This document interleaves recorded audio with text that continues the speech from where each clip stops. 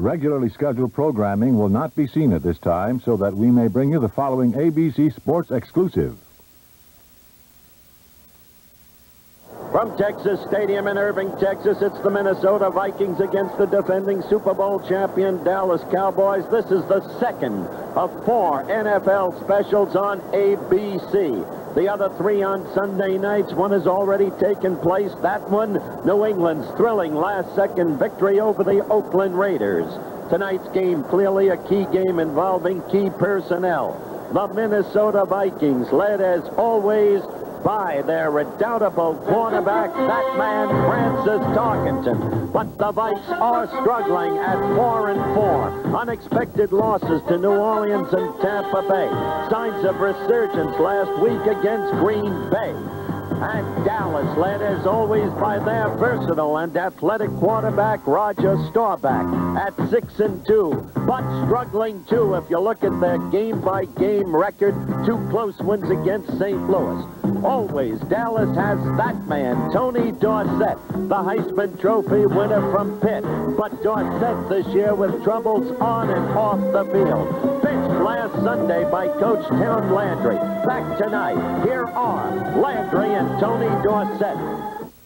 Tom, because the incident is so recent, just this past Sunday, will you explain to the public why it was necessary to bench Tony Dorsett? Well, basically, he missed practice on Saturday, and it wasn't so much the missing of practice because players, you know, they occasionally miss practice, but he didn't report the incident to us. We couldn't get in touch with him, and therefore it was a disruptive thing on our football team, and for that reason, it was the best interest of the club that we did it. Tony, after you missed practice last Saturday, the coach benched you on Sunday against the Eagles. You later stated you were publicly humiliated. Your family had gone a great distance to see you play. After that, what did you do, because you're going to be starting tonight? Well, Howard, the main thing I did, I think, was I came back this week, and I came in with the right attitude. I didn't come in holding any grudges against Coach or any of the players or anyone in the whole organization. I came in with the attitude that I wanted to play football again. I came in, I worked hard. I come into a meeting, I think I surprised everyone, the players and the coaches, by apologizing for what I did, because it wasn't an intentional thing. It was just something that happened, and I was sorry that it happened to myself, but I feel that it was part of life, it was part of growth, and maybe it was something healthy for me as far as my future is concerned. 20 seconds to air. Stand by, all cameras. Stand by in videotape. Stand by slow-mo. Stand by to open your mics on the field. Stand by in graphics. Ready with your opening supers.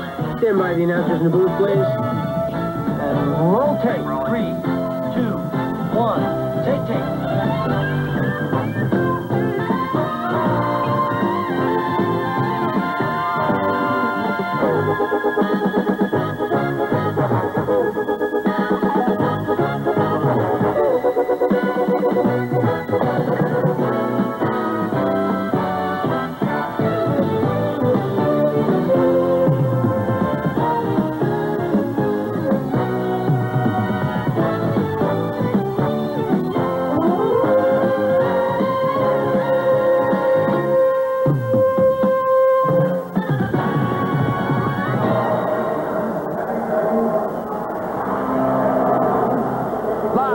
Texas Stadium in Irving, Texas, a special Thursday edition of ABC's NFL Monday Night Football. The Minnesota Vikings against the Dallas Cowboys.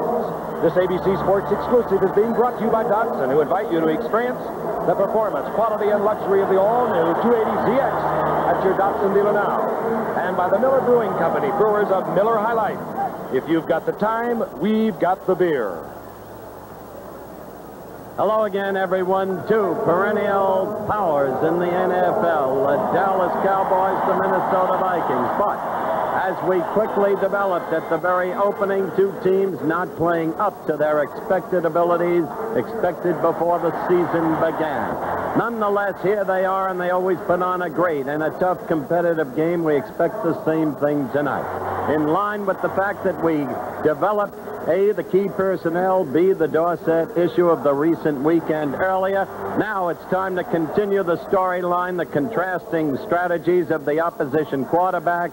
Frank Gifford and Don Meredith spoke with each of them earlier. Brad, if anyone knows the Dallas Cowboys, you do, although you didn't play in the NFC Championship game last year. Your team is not running the ball well. You're going to have to throw. The Cowboys know you're going for it. We're going to throw. We're 28th in the league out of 28 teams in the rush.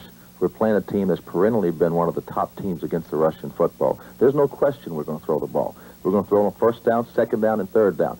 Dallas, I don't think we'll get into the flex defense, which is a run defense against us. I think they'll come with their four-man line and strap their ears back and come after us, but we're going to have to control the ball with the pass. However, I think we're going to run the ball some against them.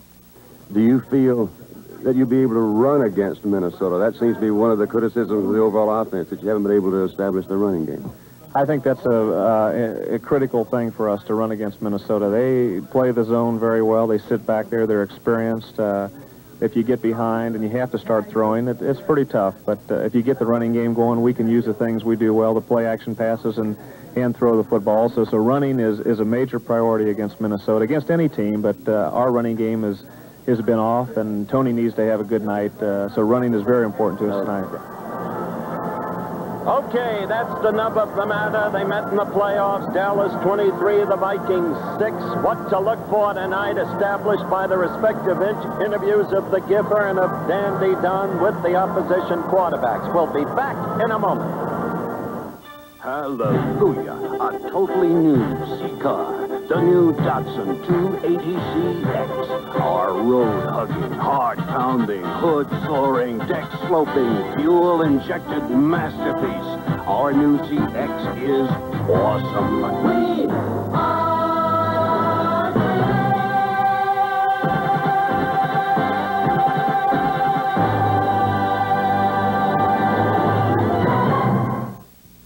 You want to start something? Darling, you want to start something. You want to start something? Start using Rayovac alkaline energy cells, the finest battery Rayovac makes.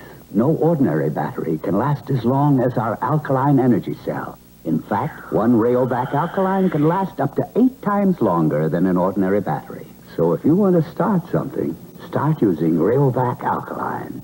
get something started with Rayovac. When you farm your own land, the work never ends. But you do it with pride and all the strength you can muster. But now comes Miller time. Time to head for the best-tasting beer you can find. America's quality beer, Miller High Life. When it's time to relax, one beer stands clear. Beer after beer. If you've got the time, we got the beer. Miller Beer.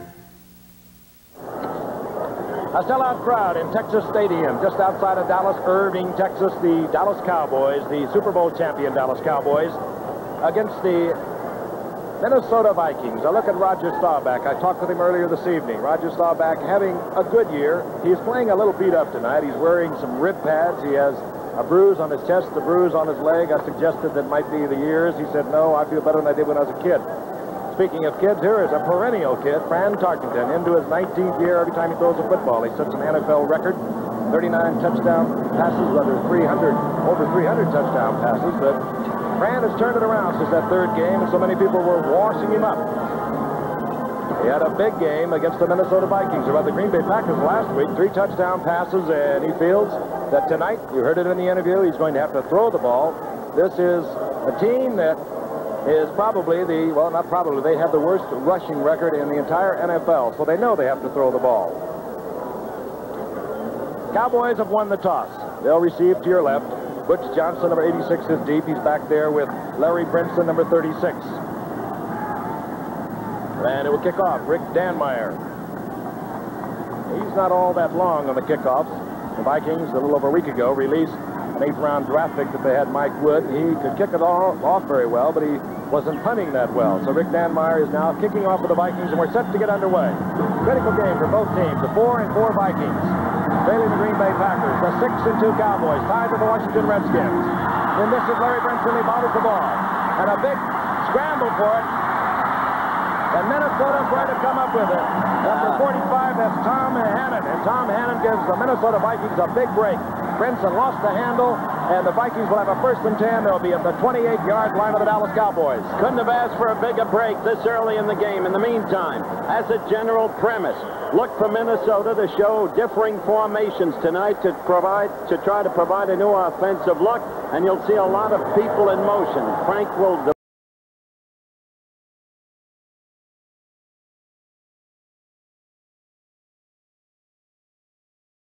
develop this general premise as Minnesota seeks to confuse the Dallas computerized defense. And Dallas, of course, knows full well Minnesota can't run the ball. They'll just turn them loose and go for the quarterback. Tarkenton, as he said, on 1st down. Going out to a flat is Bob Tucker, and Tucker turns upfield, gets close to the 22-yard line. A gain of about 7. It's going to be 2nd down and 3. Bob Tucker has not, as we look at the front 4 of the Dallas Cowboys, and they're a rather healthy group, that group right there.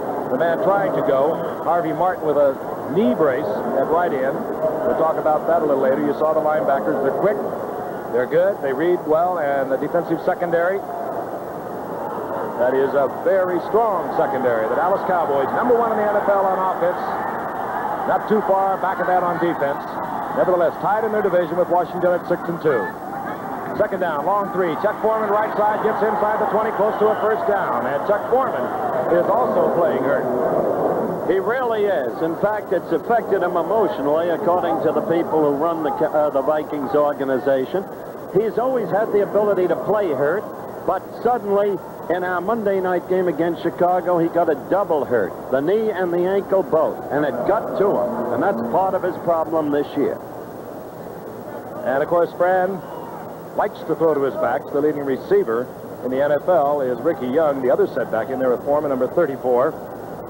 And you're going to see just how much Minnesota will need for their 1st down. Just inches.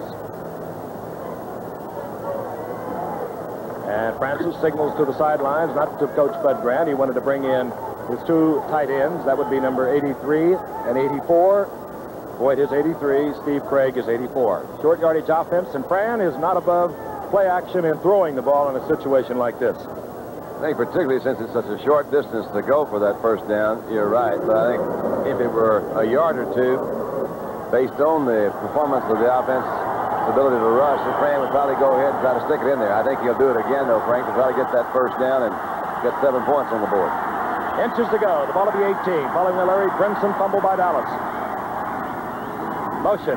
Craig getting the call. Foreman spins, and he's down close to the 15-yard line. Bernie Barnes takes him down, and that's a 1st down for Minnesota. Chuck Foreman, who has compiled an incredible career thus far. This is 6th year, gained over 5,000 yards rushing. 3 straight years of 1,000 yards, and suffering from that knee that Howard spoke of. It occurred in the Bear game, and it has bothered him.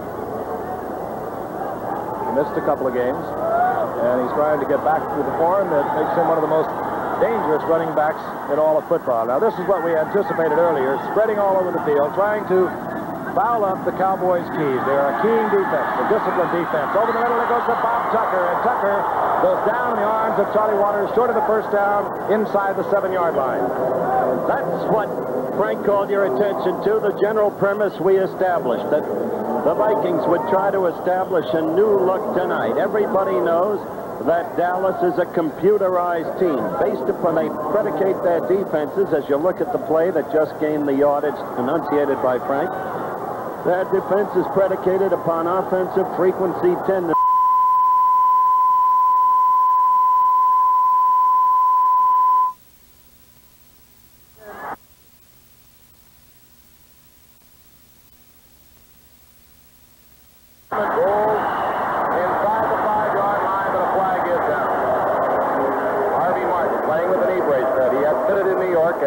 Hospital with that sound familiar. It should be, because that's where the same knee brace that Joe Namath was put on Joe earlier.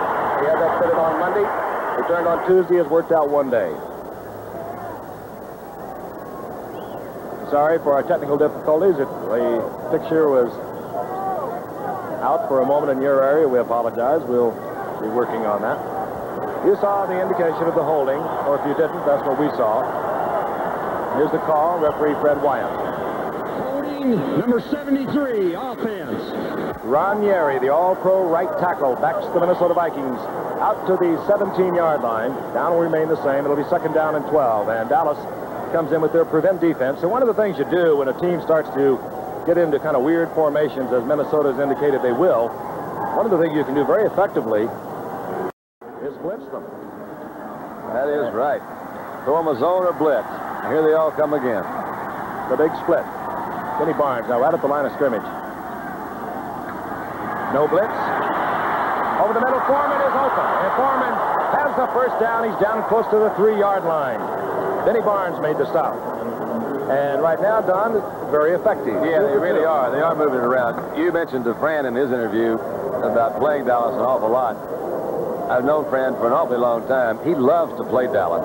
He really loves to play against the flex defense. He feels that it gives him a little bit advantage because there's at least 2 guys that are a little bit off the line when they have that rush. He loves to pick against he knows, well, he just knows the defense very well. He knows how to take advantage of that. Time he had Foreman working man-to-man on Barnes, but Barnes was in a new position. He didn't play his cornerback like he usually does. 1st and goal. Motion man, Ricky Young. Parkington tosses the Foreman, touchdown Minnesota, and they take the lead. And it all began when Brinson fumbled the opening kickoff. And Minnesota is on the scoreboard. That was really pretty slick. You know, they got the big holding penalty. Looked like, well, that might be a situation that forced them to settle for a field goal attempt. Came back with a big hit to Foreman. Again, you see both backs coming up from the short set backfield. That's awfully hard to cover. That's the middle linebacker's man to cover Bruning. Very hard for anybody to cover him. Bruning that time got a step or 2 a little slow in getting that start. 6 points for Minnesota. Rick Danmeyer for the conversion. And it's good. 11:22 remaining in the first quarter. Minnesota leads the Dallas Cowboys 7-0. And we'll be back in Irving, Texas, right after this message.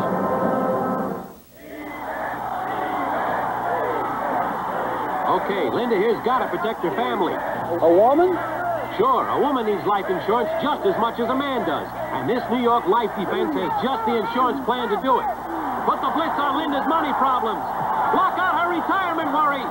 Come on, Linda, it's all yours now. Let it go! I've got it.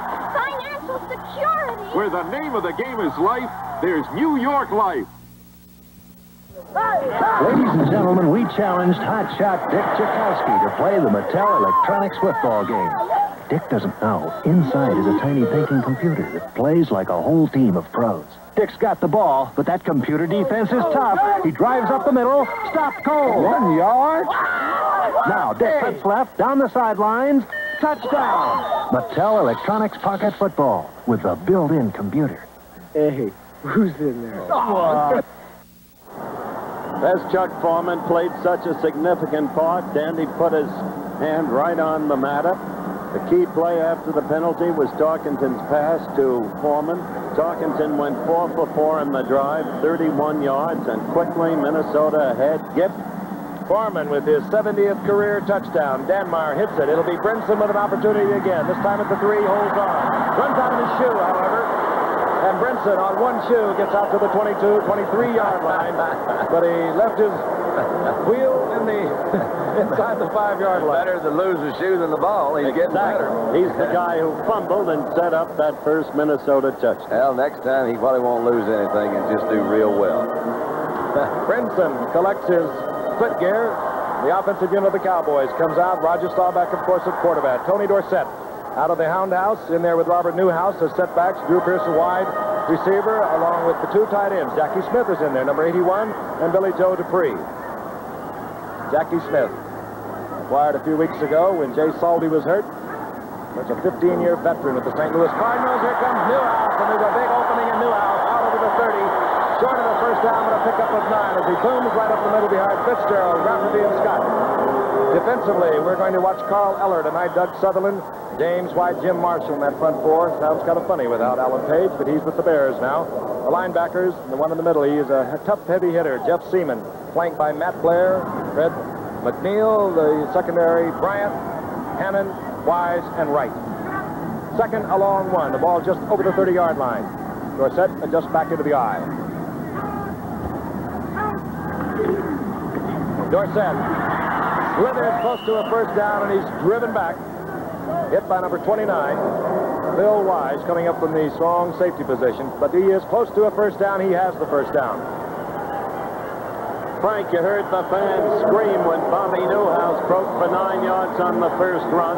They love Bobby here, who's proved himself a most functional back.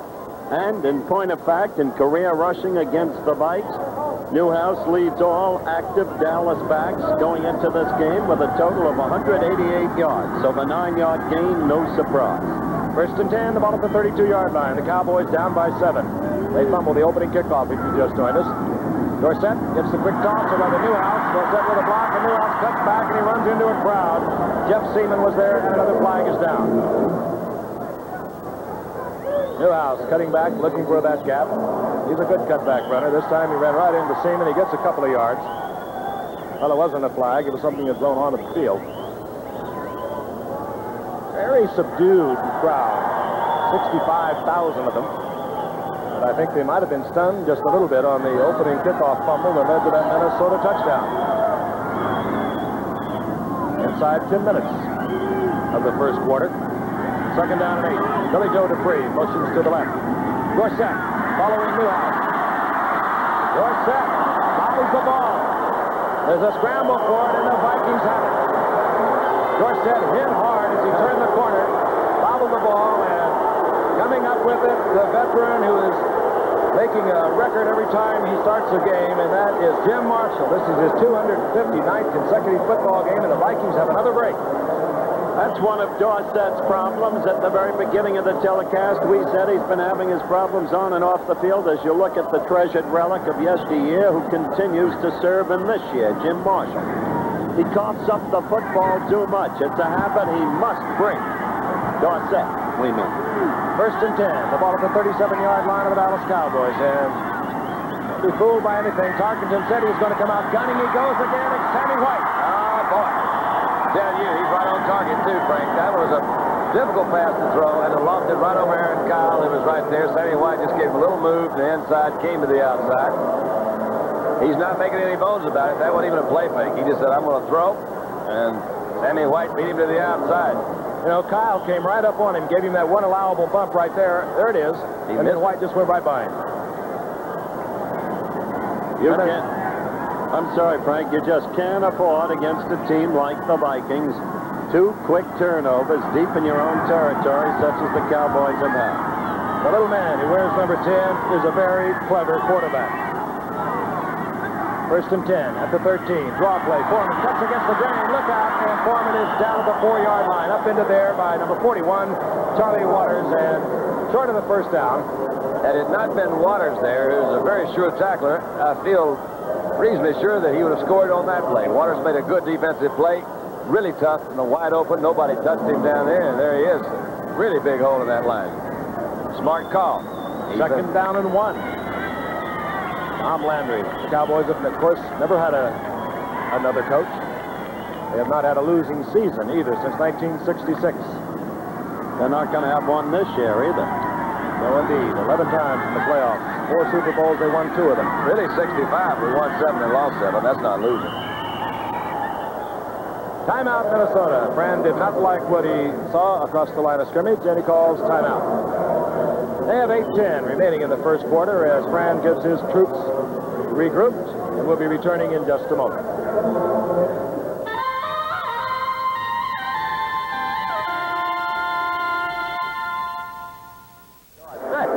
When you break horses for a living and you do it wrong, they can break you first. But when you do it right, you can turn a terrified animal into a horse a man can count on. And now comes Miller time. Time to head for the best tasting beer you can find. Miller High Life. If you've got the time, If you've got the time, we've got the beer. Miller beer. Why are car shoppers everywhere deciding on Datsun? My wife decided on a Datsun, and We got such a good deal, we decided to buy 2 at the same time. the quality is good. It shows craftsmanship, We got more as considered standard features on the Datsun. just plain quality. of materials, of production, of handling. Datsun's at year-end prices. See your Datsun dealer today. Saturday, Colorado, Missouri headlines an action-filled lineup of regional games. Check local listings for NCAA college football on ABC. Quarterback Fran Tarkenton is 5 for 5 thus far in the early going. He has brought his Minnesota Vikings following 2 Dallas miscues to a 7-0 lead and threatening once again. They have a second down, a long run, the ball inside the 4-yard line of the Dallas Cowboys. I don't think they can cover the blast. They stay. There was a hole for you, man, right through the middle. Oh, nobody close. They went inside of Too Tall. Check this one out. Too Tall went on that little inside move. He pulled himself out of the play. It was kind of an influence block. Really, they didn't have to even block him. Watch Goodrum, 68. Turn to the inside. There he is. Huge hole. Denny Barnes says, why? That's really, you got Ron Yer over there, too, and he came down, Frank, and took everything. Jones followed him, left a big hole there. Dan Meyer for the conversion. Good. They're loving this in Washington and in New York and in Philadelphia. But we've got 8:07 left in the first quarter and ever so long to go. Now we're beginning to hear from the crowd, and it's not the cheering. There is a little rustle of boos. Surprises me. Ricky Young, who came from San Diego, just scored the touchdown. He's been quite an addition, particularly for Fran Tarkenton. He was San Diego's leading receiver, leading rusher a year ago. And, of course, when Ed White went there, Ricky Young went to Minnesota. And he has provided Fran with that other back, along with Chuck Foreman, that gives Fran the little releases, the little dinks that he likes to use. He doesn't have a running game. He'll tell you that right now. When he said we're going to come out throwing, that's basically what he has to do. So 2 turnovers have made the difference. Fran has capitalized on both. Dallas will get another offensive opportunity. And at this point in time, they've got to begin, at least subconsciously, to start thinking, we can't give up the ball again. We can't afford another mistake. Whether or not this will affect their offensive efficiency remains to be seen. Alois Blackwell is deep, 24. Back there with Larry Brinson. Dan Meyer hits it. This will be the rookie from Houston.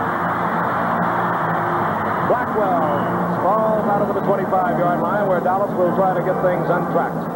Hustling down there, Phil Wise in the special unit of the Minnesota Vikings. The other thing about it, Giff, is it's fired up Minnesota enormously. Their confidence has to be at a high. As you look at Phil Wise, acquired from the Jets, Tom Landry, who can't possibly be anything but distraught at this moment by the turn of events. Staubach brings his troops to the line of scrimmage. First and 10, they're down by 14. Staubach falls as he tries to get away from the center. Hits to his feet, but he falls right into the arms of James White. Back to the line of scrimmage. Maybe he loses a yard. You got to figure by this time of the night that somebody's trying to tell you don't play many games on Thursday. It's like Halloween. Yeah. This is the time to play Nobody Does It Better. And all the Goblins are wearing purple tonight for the Cowboys. They'll get it untracked. You know, it's kind of a statistic that sticks out. The Cowboys have only been shut out one time since in their entire career, 1960, and it was on a Monday Night Football game, however. 1970, 38-0. Well, I'm talking about they have not been shut out in the entire career. Second down and 11, and this is Newhouse, and he spins it from one tackler as he does so often. Big game. He'll pick up 8. It'll be third down, a long 2, and Robert Newhouse, almost impossible to bring down with one tackler at that line of scrimmage. He just spins and slithers, and he gets good yardage. Look at this from overhead, Don. We've got the overhead camera tonight. Yeah, and it's got some interesting moves in it. Just a big hole in the middle. They ran Newhouse on that very similar play in the opening play of this game when he picked up about 9. He ran it again. He picked up about 9 again. 2 tight ends are in on third down, a long one. Staubach knows himself. He's close to a first down. He's trying to lunge forward. Jeff Seaman helping out along with Matt Blair. Little meeting there. That's Ernie Stoutner, the defensive coordinator for the Dallas Cowboys. In the box jersey just walked away. He got into the Hall of Fame. Immediately was eligible. What a defensive lineman for the Steelers. Frank Gifford could write a personal book on Stotner. Penalty against Dallas. That's going to hurt. They're making mistake after mistake, Giff. Holding number 62, offense. John Fitzgerald, Dallas Cowboys center, caught holding. And that will move the Cowboys back to the 24-yard line. It'll be 3rd down and 11. Preston Pearson comes in. If you follow the Cowboys, you know he's a much better receiver at this point in his career than Tony Dorsett. Matter of fact, he has 27 receptions. They use him primarily in passing situations. This is Preston in motion. Comes back in, sets for the block. Ball back in a lot of trouble and goes down at the line of scrimmage. It was Jim Marshall who pressured him originally. Then it was James White who moved across to make the stop. And the Cowboys will have to punt, and they are having a difficult time getting things happening. Interesting things, although this is still, I cautioned you early in the game, interesting things are happening in this league this year. The expected powerhouses are not playing with emotion, with intensity. Teams like the Giants and Jets and Seattle and Tampa Bay are. It's reflected in the upset. Danny White will punt for Dallas. Kevin Miller awaits. Danny White, who's having a great year, booms one high and a drive Miller back to the 22-yard line. And Kevin Miller upended by hustling Dennis Thurman, a rookie from USC. And when we return, Minnesota will have the football once again at the 33-yard line. They lead 3 unidentified 19-inch color TV pictures, each the best of its brand. Over 1,000 people saw them and picked the one with the best overall picture. They didn't pick America's biggest seller, Zenith, or the second biggest, RCA. Over 60% picked the 19-inch Sylvania Superset. Over 60%. We're not the biggest, but a lot of people think we've got the best picture. The Sylvania Superset.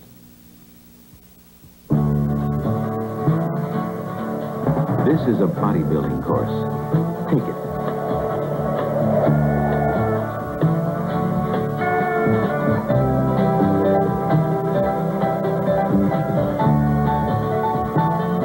If you'd like the chance to be in this kind of shape, join the people who've joined the Army. For more information, call this number toll-free.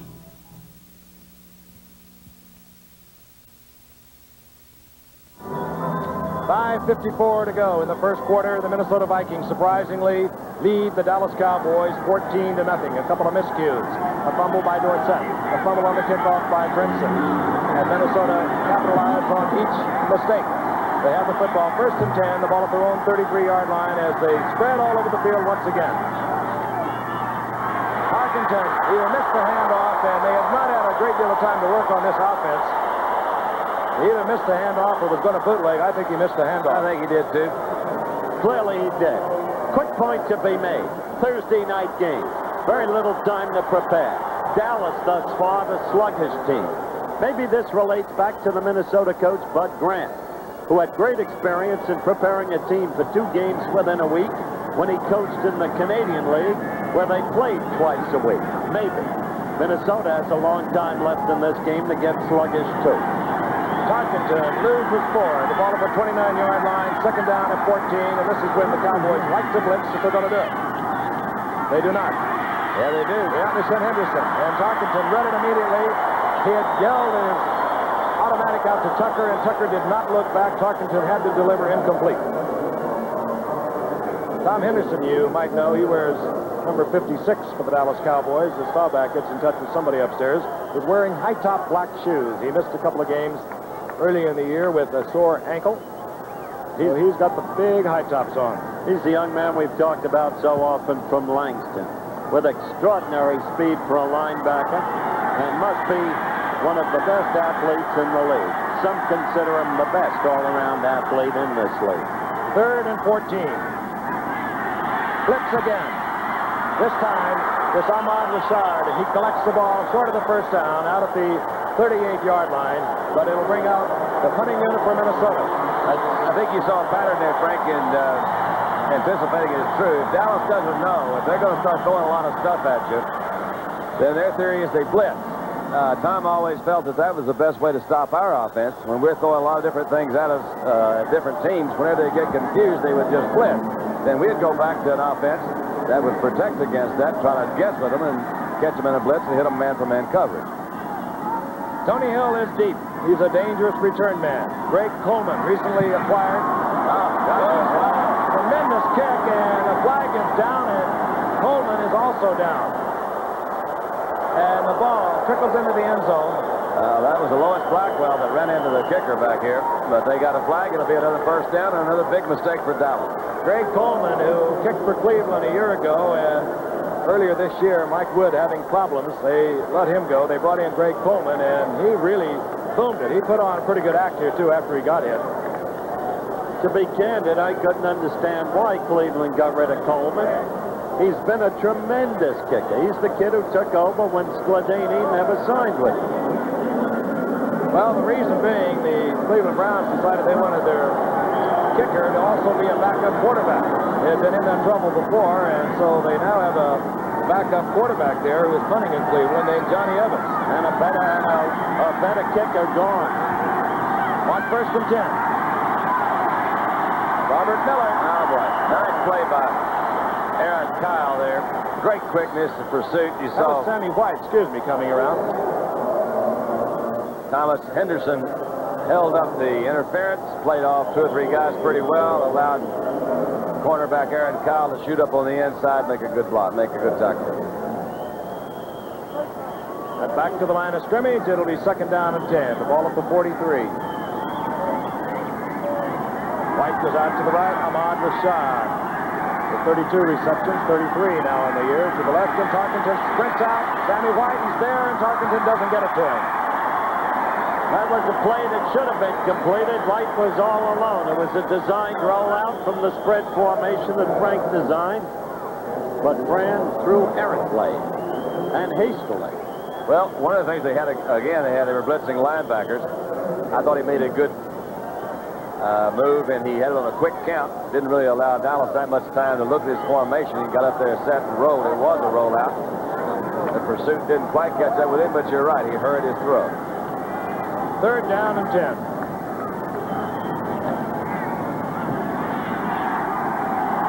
Now you can anticipate the shift, and there it is. Well, they'll have a name for it by tomorrow. Ahmad Rashad is short of the first down, but he gets away from the tackle of Aaron Kyle. Yeah. No, they say that his knee went down after he was touched by Aaron Kyle, in which case it's going to be short of the first down. All right, let's look at it again. The key point, contact with a defensive opponent. Right there. Well, he put the ball on the ground. Yes, he did, too. That's the other point. All right, Giff. That doesn't make a difference, does it? No, I just observed he put the ball on the ground. No, that's not down. You got to have the knees down. They're going to measure, but it does appear to be short. In fact, the Dallas defensive unit is already walking off the field. Now, if you were a gambler, I would go for it again right here. So would I. Look, because you're ahead 14-0. If you can keep a drive going and make it 21-0, the hole you're in could be too deep to ever get out. Could be, not necessarily with the time remaining. And they are going to go. Tarkenton comes back out onto the field. 14-0 they lead. Now, this is one of the ways I like Bud Grant, Don. We've talked about his stoic manner and all the rest, the strict disciplinarian, but in recent years, he's become kind of a gambler. I think maybe he always has been. We just haven't been aware of what he's trying to do, but I know Fran is. Fran loves to play this way, and I think, they may not make it, but I agree with the effort. Foreman, he made it. Over the top, first down, Minnesota. 46-yard line of the Dallas Cowboys. So the gamble pays off. Minnesota retains possession. 3:39 remaining in the first quarter. I think one of the things that Minnesota feared coming in is they wouldn't be able to put enough points on the board to keep up with Dallas. They more or less assumed that Dallas was going to score.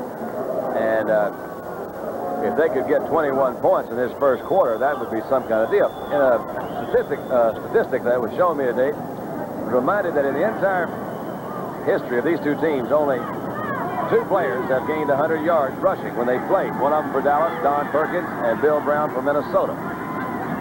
On 1st and 10, Foreman gets the call again, drives it up the middle. Squeezes out a couple of yards. It'll be 2nd down and 8. Inside the 45 goes Tuck Foreman. Randy White, who's having a tremendous year, and this is his 2nd year at tackle, in on that stop. He wears number 54. You might recall, #1 draft pick 4 years ago. Couldn't figure out where he fit in, but they knew he was a great football player. There he is, number 54, and they finally moved him to tackle, and along with that man next to him, Harvey Martin, were co-MVPs of the past Super Bowl. He learns every game. 2nd and 8. Screen to the flanker, and it's Bob Tucker, and Tucker pulls forward down close to the 37-yard line, short of the 1st down. Upset there by Jethro Pugh, hustled over there. Good effort by Waters that time to turn the ball carrier in. Tried to get around that block, forced him in the inside, allowed that defensive pursuit to come and catch him from the middle. Well, I'll tell you, we set the stage for this at the very opening. First, the point about the differing formations, the new look. Second, Frank's interview with Fran. We're going to pass. So there's the storyline unfolding. And he's thrown the ball 10 times already here in the 1st quarter with 2 minutes to go. Flags go. Frank Myers, the rookie replacement for Steve Riley over the left side. Number 74. He's done quite a job. When Riley went down and was hurt, they had to bring somebody in there, and young Frank Myers has provided a lot of good tackle job for him. Well, let me tell you about Frank Myers. He was a 5th-round Baltimore Colts draft choice. He's described by his own management as adequate. You saw the call by the official. And Minnesota got him in exchange for an 8th-round draft choice in the trade with Baltimore. He made a big mistake just then. That's a really cost. That's right. You'll hear about that a lot. Not only that, he's going against Harvey Martin tonight, so we'll keep our eye on that matchup. But he performed very well against Freddie Dryer. Better than Minnesota thought he could when the Vikes lost to the Rams. 3rd down 7. 43-yard line for the Dallas Cowboys. Tarkenton, at the time, has the receivers for shot, and again he breaks tackles. I'm telling you. And he has the 1st down at the 33-yard line. Good effort by Rashad, good effort by Tarkenton to get it there. Oh. Kyle missed the tackle. 3rd down, long situation. It's so hard to make anyway. He just sits there and more or less telegraphs what they're going to do, and he's beating you on sheer execution. Good route by Rashad, but not really anything fancy. Kyle's way off of it. Kyle's coming up trying to, I don't know, he's just slipping tackles. That's Barnes coming over to help him. Aaron gets up off his whatever and pulls his feet down. There you go. 9 of 11 for Tarkenton. 1st and 10. Inside the 33 of the Cowboys. The Vikings leading 14-0. Sandy White on the reverse. Well, that run away from 56, Tom Henderson.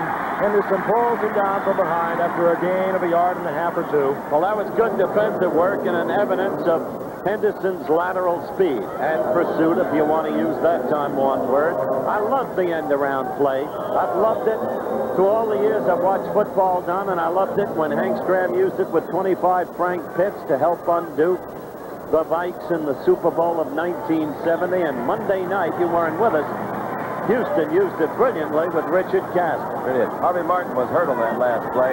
Then replaced by Bethea. Martin, of course, nursing a sore knee. Bethea, the rookie from Michigan State, is in there now. He wears number 76. Tarkenton again. And this time, everybody was coming, including the safety man. Cliff Harris. Tarkenton just hung it up. He really did just hang it up. He's lucky no Cowboy was around for the intercept. Smart enough to throw it too deep. Look at the stats. Did you see that graphic, Frank? 9 out of 12, 109 yards for Sir Francis. He's doing what he told us he was going to do. He was very open right out on the record with it. And, of course, if you look at the stats, you know that they are the last team in the NFL, all 28 teams. This is the worst rushing team, the Minnesota Vikings. Well, I can figure that out. They got nobody back here to carry the ball. Oh, now they got somebody. 3rd down 7. Tarkenton and Bob Tucker cannot hold on. He had it in his hands, dropped it. It would have been a 1st down, and Francis is upset. You know what? I think he's upset. I think he's upset that they knocked down Ricky Young. because they hit him down the line. I don't know whether it hit him or not, but he was running, trying to find somebody open. Couldn't quite do it. Well, he found somebody open, Well, he and did, Tucker right. didn't hold the ball. And I'll tell you, for Dallas, that's a key play. Maybe now they can get themselves together as we approach the end of the first quarter with 14 seconds left. It was a designed rollout to the left, and Tucker, I think, Young was the intended receiver. 47-yard field goal attempt, Dan Meyer. He's kicked one already this year at 46. No. So Dallas trailing 14-0. Dodges a bullet. They'll have a 1st and 10 at the original line of scrimmage when we return to Texas Stadium. Why are truck shoppers everywhere deciding on Datsun? It's going to pay for itself in 2 years. They're fantastic as far as gas mileage. The money I'm saving on gas alone will do it. After driving them all and comparing the prices, this was the best deal. I think this is a versatile car. It's comfortable, it gets good mileage. It was the end of the year. They were clearing out the 1978, so I got an extra special deal. Datsun trucks at year-end prices. See your Datsun dealer today.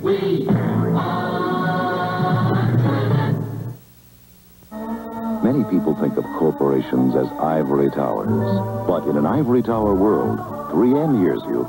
When 3M heard that most telephone copying machines required 4 to 6 minutes to transmit a page, 3M developed the Express 9600 and speeded transmission up to 12 times. Small, big, simple, complex. Ingenious products for practical use. Made possible because 3M listens. 3M hears you. The Los Angeles Rams battled the Atlanta Falcons Monday night on ABC. And something you shouldn't miss, preceding our game, Terror in the Promised Land, an ABC News close-up, Monday night at 8 Eastern Time, 7 Central Time. This program includes an exclusive and close-up look at the Palestinian suicide squads training for terrorist missions and interviews with PLO terrorist leaders. A hard look at the most difficult obstacle to real peace in the Middle East. Terror in the Promised Land, that's Monday night on ABC, right before Atlanta and Los Angeles. 1st and 10, the Dallas Cowboys, down by 14. Ball just over their own 30-yard line. Play action. Ball back. Again goes down in the arms of Jim Marshall. James White, who got in there first, breaking his block, forced Staubach out of the pocket, and Marshall was there. Cowboys showed the defense of the Vikings that time 5 offensive sets before they snapped the ball. There's Harvey Martin's knee brace. We talked to him about it yesterday, right after a Dallas workout. Held it up proudly and said it's the same one Joe Willie wore. The gun for the end of the quarter yet. And what a quarter was offensively for the Minnesota Vikings. They have a 14-0 lead over the Super Bowl champion Dallas Cowboys. We'll be returning to Irving, Texas. Stay with us.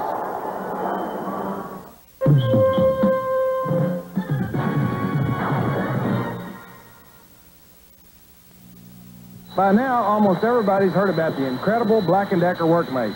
About how it makes almost any hard job a lot easier, like planing, hammering, sawing, almost anything. But what most people don't know about the incredible Workmate is now you can get a single hack model for as little as $45. Wow. That's right. A Black & Decker Workmate for about $45. That's really incredible. I'm Merlin, the electronic wizard, challenging you to 6 computer games. Start with simple tic-tac-toe. Your turn, my turn. I'll tell you if you win and when you lose. Play all kinds of games. Echo, Blackjack 13, Magic Square, or formidable Mind Bender, or make beautiful music together. Merlin, the electronic wizard from Parker Brothers. You know, when I've got a little extra time on my hands, I like to do things I really enjoy, like roping. But there's one thing I enjoy all the time, and that's tobacco. And just like millions of other guys, I get my tobacco pleasure without lighting up, because I use smokeless tobacco. My favorite brand is Skoal with the wintergreen taste. And just a pinch between your cheek and gum is all it takes. And boy, it sure does feel good in there. So take it from me, Walt Garrison. Do something you're really going to enjoy. Try going smokeless.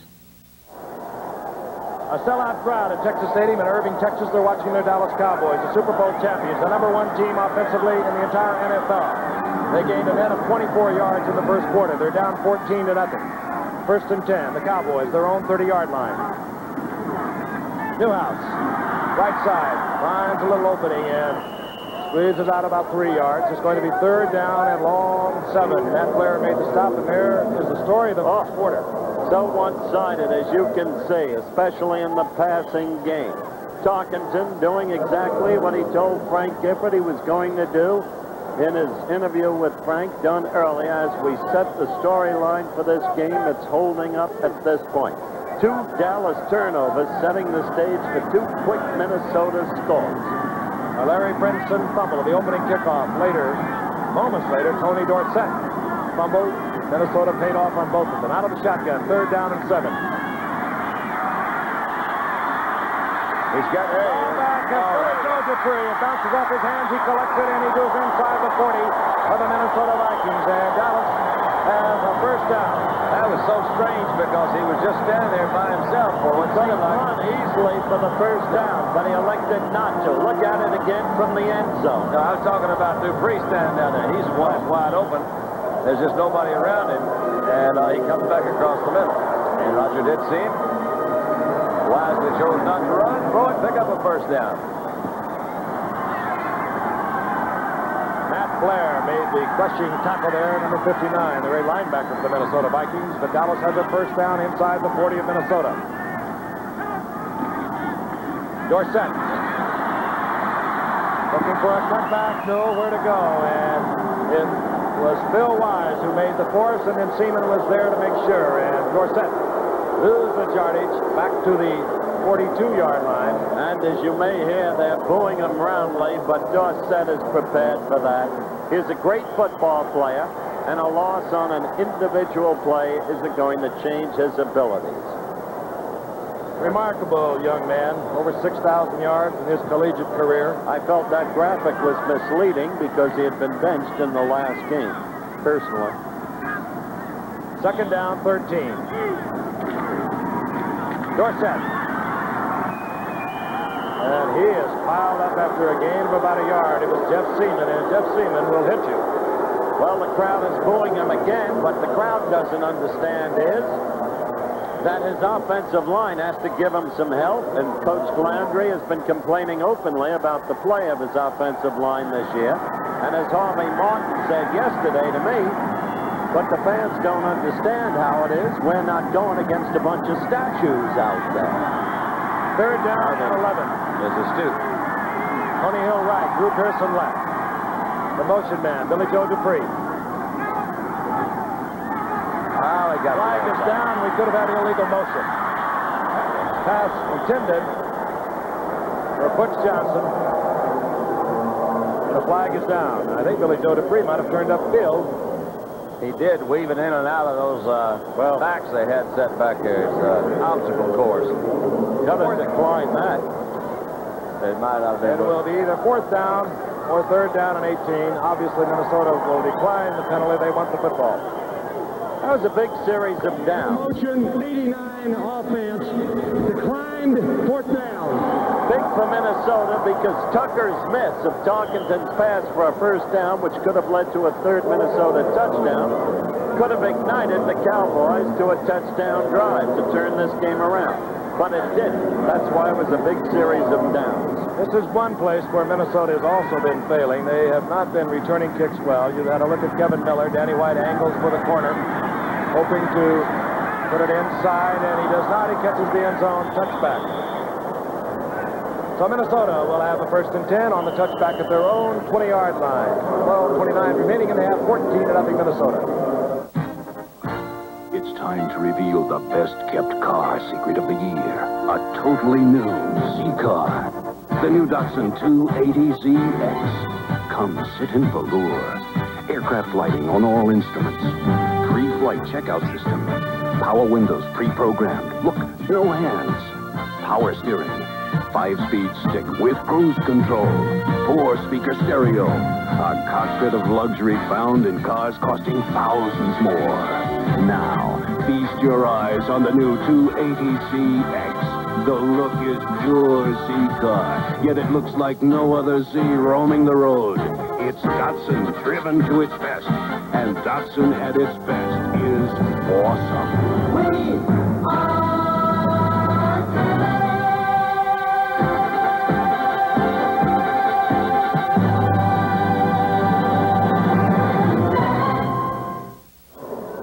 That's Tom Landry. He's talking upstairs, of course, and what he's talking about and thinking about is how do we adjust to this new look Minnesota is giving us.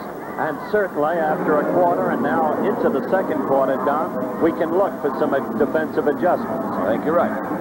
Tarkenton, 1st and 10. Sprint out. Looking for Sammy White. He wasn't open. He has a man, though, sprinting down the sideline. It's Ricky Young, but right with him, number 50, D.D. Lewis. D.D.'s been around a while. How about give me something, Frank? I'm sorry. Well, how about some college football? Yeah, good. Saturday, a great lineup of regional action. NCAA college football, 1:30 Eastern and Pacific, 12:30 Central. Colorado goes against Missouri. What a rivalry that is in the Big 8. Both teams have identical 5-2-0 records. Missouri ranked 13th in the AP poll. Then we have Arizona State against Washington. We have Purdue against Iowa, Florida against Georgia Tech, Clemson, North Carolina State, Holy Cross against Brown. So check the local listing for the college game in your area over most of these ABC stations. 2nd down and 10.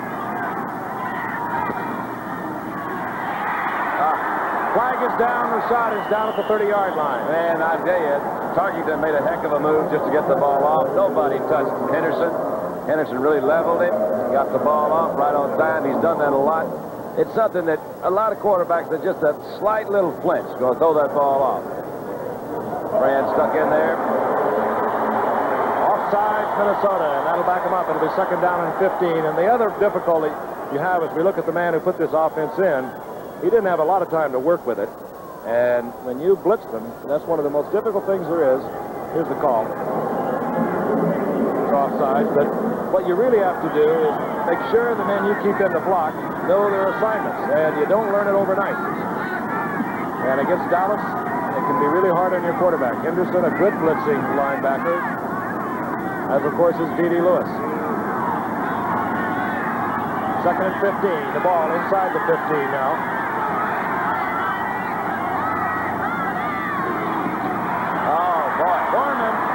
Foreman erupts out over the 25-yard line, close to the 29-yard line, short of a 1st down. It'll be 3rd down and about 2. Not too bad a call. Great work by the offensive line done. Look at the hole from overhead. All right. Number 1, there's nobody in the middle. There's not a middle linebacker. I would suspect that it's either an audible or it's the kind of play that they call when that defense comes in, when they all call it the huddle. There's nobody there. He comes right in the middle. And there's nobody there. They have the ends covered. They think they're going to throw. Good job by Frank. You saw the classic look at the outside 4-3. That's what you use against a pass to get the rush, but Tarkenton had the perfect call right up the middle. Play action, Ricky Young. Tarkenton has to dump it off, and it gets to Stu Boyd. But it's the 1st down. It's the 1st down. And again, Tarkenton paid the price. He's doing a good job.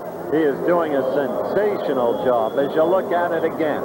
You see Bruni coming in.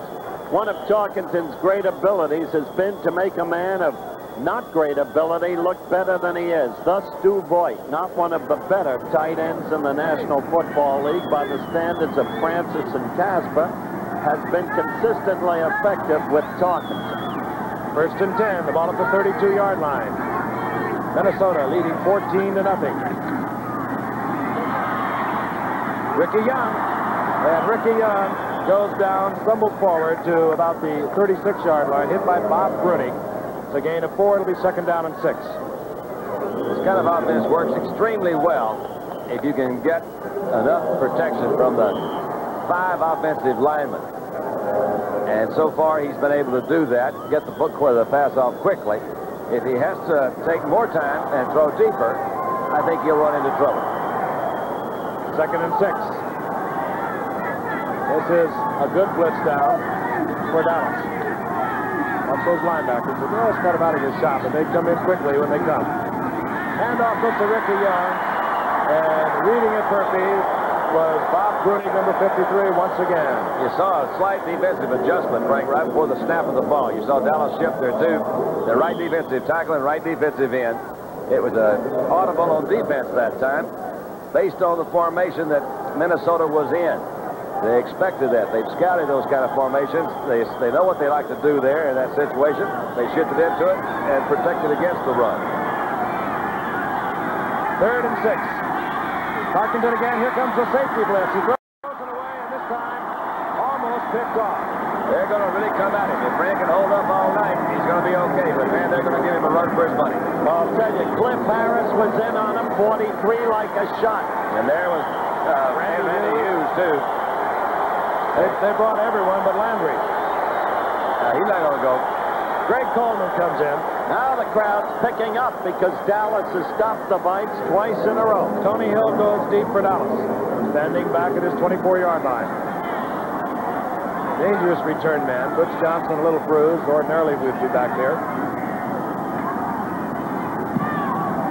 A low kick. Hill will have an opportunity. And Tony Hill, nifty footwork, and he moves out to the 44-yard line. Greg Coleman kicks it low, and Tony Hill returns it for good field position for Dallas. The American Indian has always respected the eagle, its strength, its freedom to sail, to soar, master of the sky. To fly like the eagle is no longer a dream. To fly to the lands of the Native American or anywhere else in the world on a Boeing 747.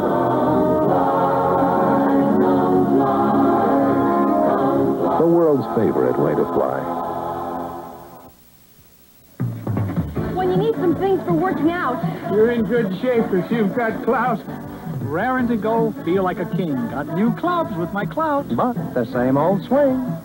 When my green thumb starts to sprout, I use the card that carries clout, Master Charge. The #1 card in the world. When you carry Master Charge, you carry clout. Why do without? Use your clout.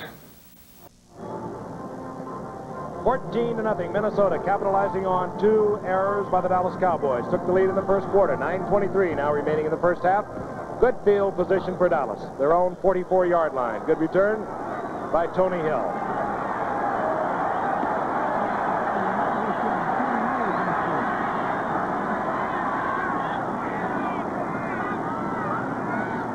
The motion is Drew Pearson. Play action to Dorsett. Staubach with a lot of time, going deep to Tony Hill. And almost picked off. Tom Hannon visibly upset that he could not hold on. Phil Wise was also back there covering. Staubach had all the time in the world, but good defensive coverage by Phil Wise and this man, a second-year man from Michigan State, Tom Hannon. Look at it again. Almost looked to me like he let him get too far downfield before he let the ball go. Had to lay it up too hard, too high to get there. He does have good protection, as you mentioned. There's no one there. Tony's running a cross pattern.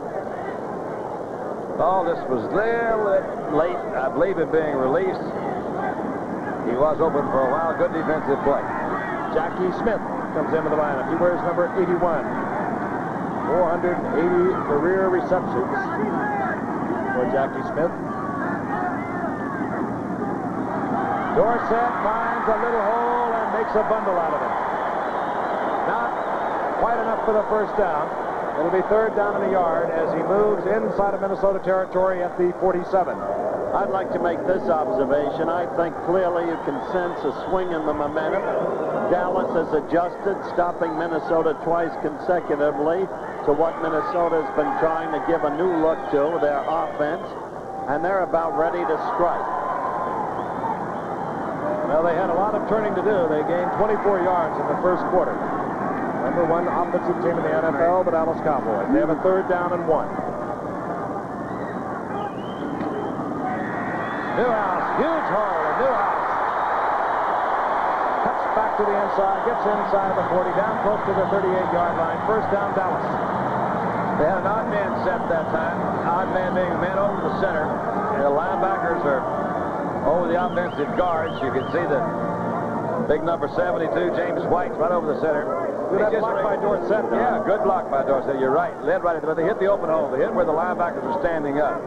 I think the play before with Dorsett running up the middle, they're going to check out those new tackles. You've got James White and Sutherland up there. Page is gone, so the Cowboys will go right at it. First and 10. Staubach, Tony Hill. And Tony Hill tiptoed close to another Dallas first down. One of the keys you look for is when you got more than one guy open on the same route, you know that defense is not doing too well. He had two guys open basically in the same area that time. This crowd has come alive now. We've talked to you about Tony Hill before because we've had two previous Dallas games, the Monday night opener. As you look at Tony, the 38-0 rout of Baltimore, and then the 9-5 upset by Washington. Hill did get the first down, tiptoeing down the sideline. Cowboys first and 10, the ball inside the 28-yard line of Minnesota. Newhouse goes down. He's in the arms of Jeff Seaman. Developed too slowly, that play. Enabled Seaman to come up through the middle, take a step to his right, close Newhouse off before he broke through the line of scrimmage. Gain of 2, it'll be second down and 8. Dallas with almost a specialty unit on every situation. Seems that way. Here comes Lawless, 66, the guard with the play. Tony Hill comes back into the lineup. So we have Hill and Drew Pearson. Pearson, 29 receptions thus far in the year. Tony Hill now with 24. Second and 8. Draw play, Newhouse. He went the wrong direction. Newhouse gets away from Jeff Seaman this time. Bounces all over the football field, getting inside the 25. A gain of 2 and a run of about 10. And the crowd loves him, as you can probably hear in the background. Done last night at an affair here in Dallas. Bobby Newhouse gave me the key to the city. I saw your picture with him on the front page of the paper. What city? But when he gave it to me, he said, "I'm not telling you whether it's the front door or the back." Don Landry. 66. His team's average per year, a little over 3 losses. A remarkable record. Preston Pearson in, of course, the passing situation. Staubach in a crowd, and Preston Pearson holds on. Hey, is that a nice catch? First down, down at the 13-yard line. That was a great catch, and it wasn't an easy pitch for Roger, who was under insistent pressure. He moved up into it. The guys didn't open up quickly. You'll see that starts off with fairly good protection. Nobody breaks up. He moved up a little too quickly into the pocket. Threw the ball in a really very difficult position to catch. Frank, you may comment on that because he came out of the backfield. But when you're running one direction, it's a little bit behind you and low. That's a tough place to catch it. Good concentration by Pearson, and it was a good effort by Roger to get the pass away. Not artistic, but rather effective. Paul Krause attempting to defend. The Cowboys have a first and 10. The ball at the 13-yard line of Minnesota. Dorsett gets away from one tackler, but he does not get away from number 20, Bobby Bryant. The stats on Minnesota down here inside the 20-yard line is that they blitz 60% of the time. Very high percentage of blitz inside the 20. Inside the 10, not really that unusual. But they really start coming at you when you get inside the 20-yard line. Dallas has a couple of plays that they try to counter with this. They'll go to one side. They'll come back. They have screens. They have a halfback pass that they might throw a little bit too close in for that. Have a flanker pass that they'll throw tonight, too, I think. Second down, 14. Drew Pearson out to the right. Covered there singly by Nate Wright. That's dangerous. Staubach saw it, too. He wanted to go, and Nate Wright put on the coverage. I don't believe it. I thought he was out of bounds when he threw it. I thought Roger was a dead duck. That's why Roger Staubach's a great athlete. That's why Robert Newhouse is what we call a functional back. Look at it again. He was close to being out of bounds, as you'll see, but he just did get it away. There it is.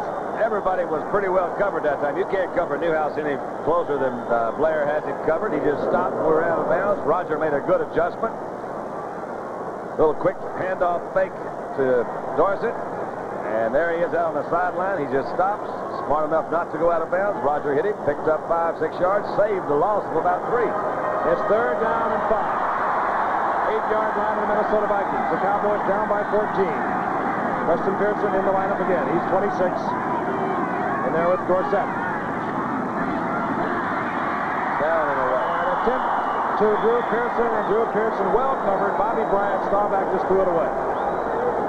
Oh, they're even considering going for it. Now he changed his mind. He says, no, we they're going to kick. He's got to put the points on the board. Yeah, he does. Dallas used up a lot of the clock on that drive. There are only 3:44 left in the first half. It's very easy to question plays up here. We've talked about that a lot, but I thought that was an unusual call. Third down and a 5 situation down on about the 8-yard line, and he's trying to hit a square out. Talk it over with Tom. Raphael Septian, field goal attempt, 25 yards. He's 4 of 9 on the year. An easy tip, and the Cowboys erase the 0 on the scoreboard. They now trail 14-3. We'll be returning to the Dallas kickoff in just a moment. Rejoice, a totally new Z-Car, the new Datsun 280ZX. Plush velour cockpit, computerized safety check, power steering, 5-speed with cruise control, 4-speaker stereo, 4-wheel disc brakes. Here's luxury and performance found in cars costing thousands more. Datsun's new ZX is awesome.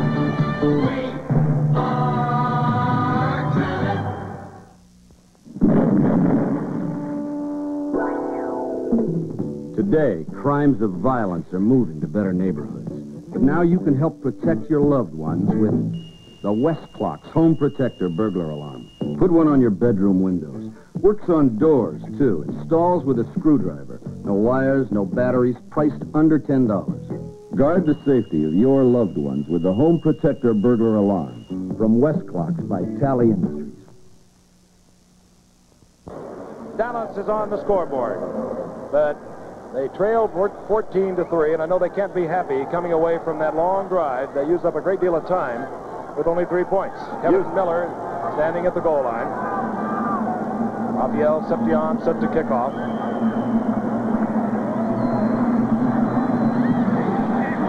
Hangs it high. Kevin Miller from his 7-yard line.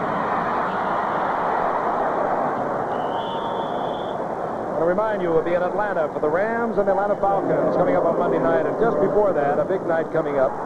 The Los Angeles Rams, of course, against the Falcons. But there is going to be, provided by ABC News, a special Terror in the Promised Land, a close-up. Monday night at 8 o'clock Eastern Time, 7 Central Time. An interesting, a fascinating look at terrorism. And there is an offside now down on the field. And we are going to kick it again. Number 25, kicking team.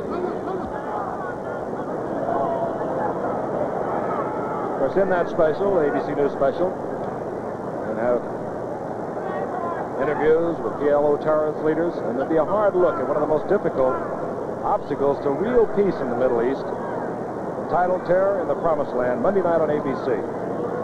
Frank, immediately following the Rams and the Falcons. Frank, you touched on a key point a moment ago, the amount of time the Cowboys used up in that drive. In point of fact, it was 5 minutes and 42 seconds. And they have to feel a little bit let down coming away without the touchdown. But let's see if they can stop Minnesota again. I keep going back to that missed third down pass by Bob Tucker just as the first quarter ended. That was the shot or the failure by Minnesota that reignited Dallas. Penalty assessed. Septian will kick from the 30. Kevin Miller is deep. Good kick. 5-yard line. Kevin Miller.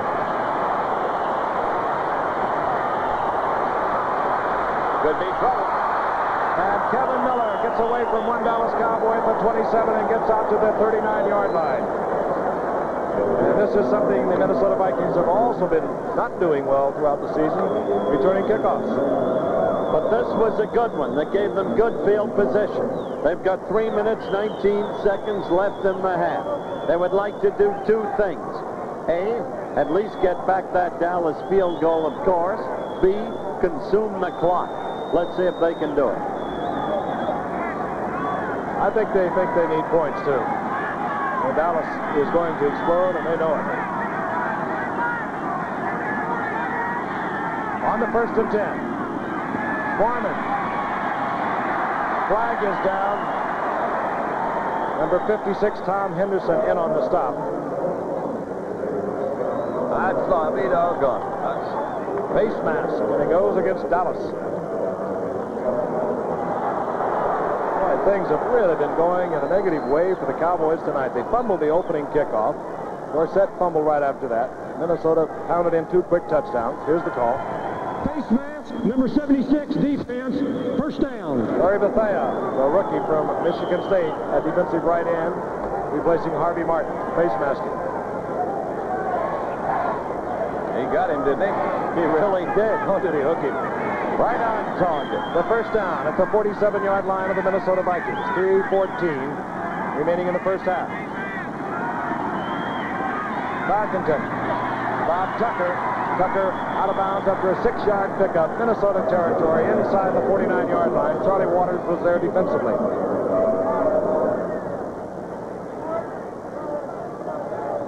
Bob Tucker, of course, led the NFL with Fran Tarkenton a few years ago with the New York Giants back in '71 with 59 receptions. He, of course, joined the Vikings last year after the 5th game. I thought Tucker went out of bounds that time. He didn't? Evidently not. The clock is still running. And it shows inside 2:35 now, remaining in the first half. On second down, Tarkenton goes out to Ricky Young, and Young steps out of bounds, stopping the clock short of the first down at the 44-yard line. Is just short of the first down, and basically you're watching a master at work. He did have to take an earlier timeout when things grew confusing. They've still got 2 timeouts left. Remember, the object to get back the points of the Dallas field goal and to consume the clock. Right now, he's showing the ability to do both. Those are his stats, but keep in mind, now in his 18th year, Tarkenton has thrown for over 45,000 yards. Went over the 45,000 mark last week in a winning effort against Green Bay. Foreman gets to the outside, the first down and 20 more.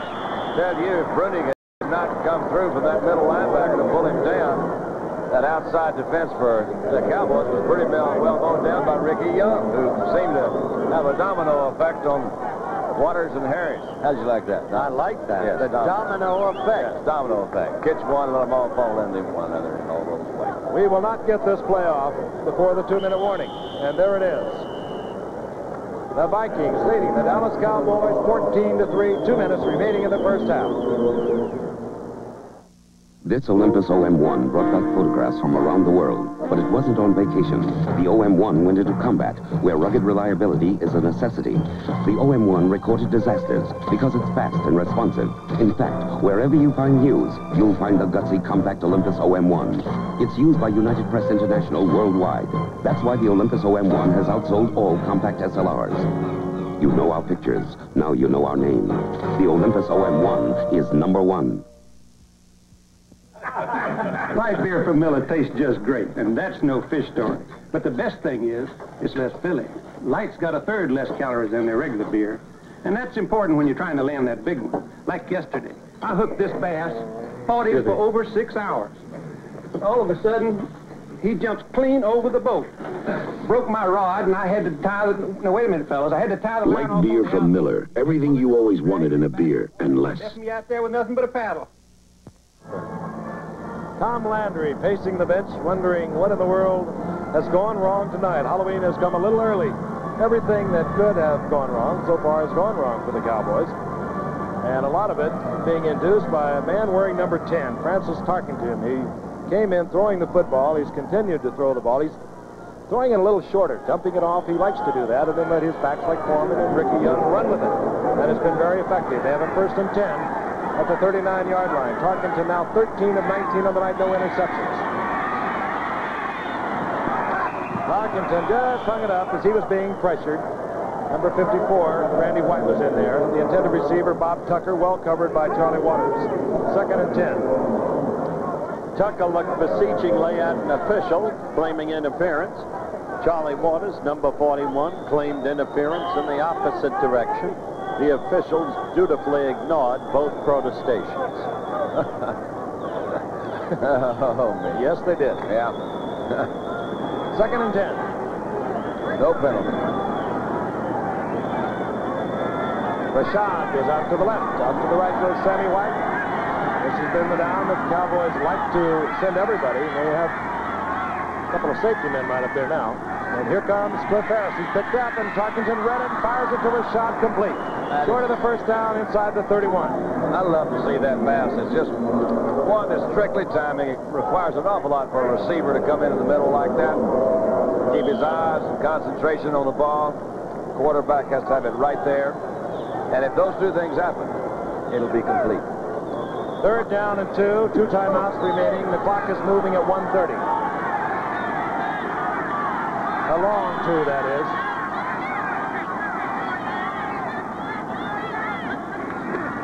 Foreman trying to surge forward to the first down, and he's very close. He got it. I think he got it. He did. E.D. Lewis made the stop, but not until Foreman had picked up the first down. And Fran calls one of his remaining 2 timeouts. He moves over to the sideline now for a little bit of a conference. He'll have 1 timeout remaining and 1 minute and 7 seconds remaining in the half at a 14-3 lead. Hi, I'm Vanessa Baker. And I'm Connie Dolan. We're Dallas Cowboy cheerleaders. We've got a question. What do Steve Largent, Louis Kelcher, and Haven Moses have in common? Answer, all 3 appeared in the new series of NFL United Way announcements this season. Players from each of the NFL teams take you to special places in their towns, like Bunker Hill in Boston, Stone Mountain in Atlanta, and the country where legends say Paul Bunyan lived. Then they introduced you to some very special people, the people you helped through your United Way. The little deaf girl in Houston you helped to speak, a handicapped worker in Cleveland that you helped to get a job, and a blind girl in Denver you taught to read. This is the 5th season that the National Football League has presented United Way spots as a free public service. To this series, the millions of people helped by United Way can say, thanks to you, it works for all of us. The United Way. The preceding announcement was brought to you as a public service by the National Football League. 1:07 remains in the first half. Minnesota has a 1st and 10 inside the 29-yard line of the Dallas Cowboys, and they have a 14-3 lead. Minnesota, of course, chasing Green Bay in their Central Division of the NFC. That's an unusual position for them. They've won 9 of the last 11 years in the Central Division, but Green Bay has a 6-2 lead.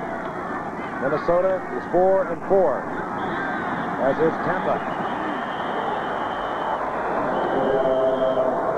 Too much time. That's unusual, isn't it? Really is. You come in on a 2-minute situation and you call the timeout to save it, and you come up and get called for too much time. I would suggest that possibly Dallas has adjusted to that new offensive formation. And it could be that Minnesota is not quite so familiar with it, that it takes a little bit of play calling in there, a little bit of time, maybe a question or 2 by the part of one receiver. Am I in the slot? I'm in the line of scrimmage. In any event, it's a 5-yard penalty. It's 1st down and 15.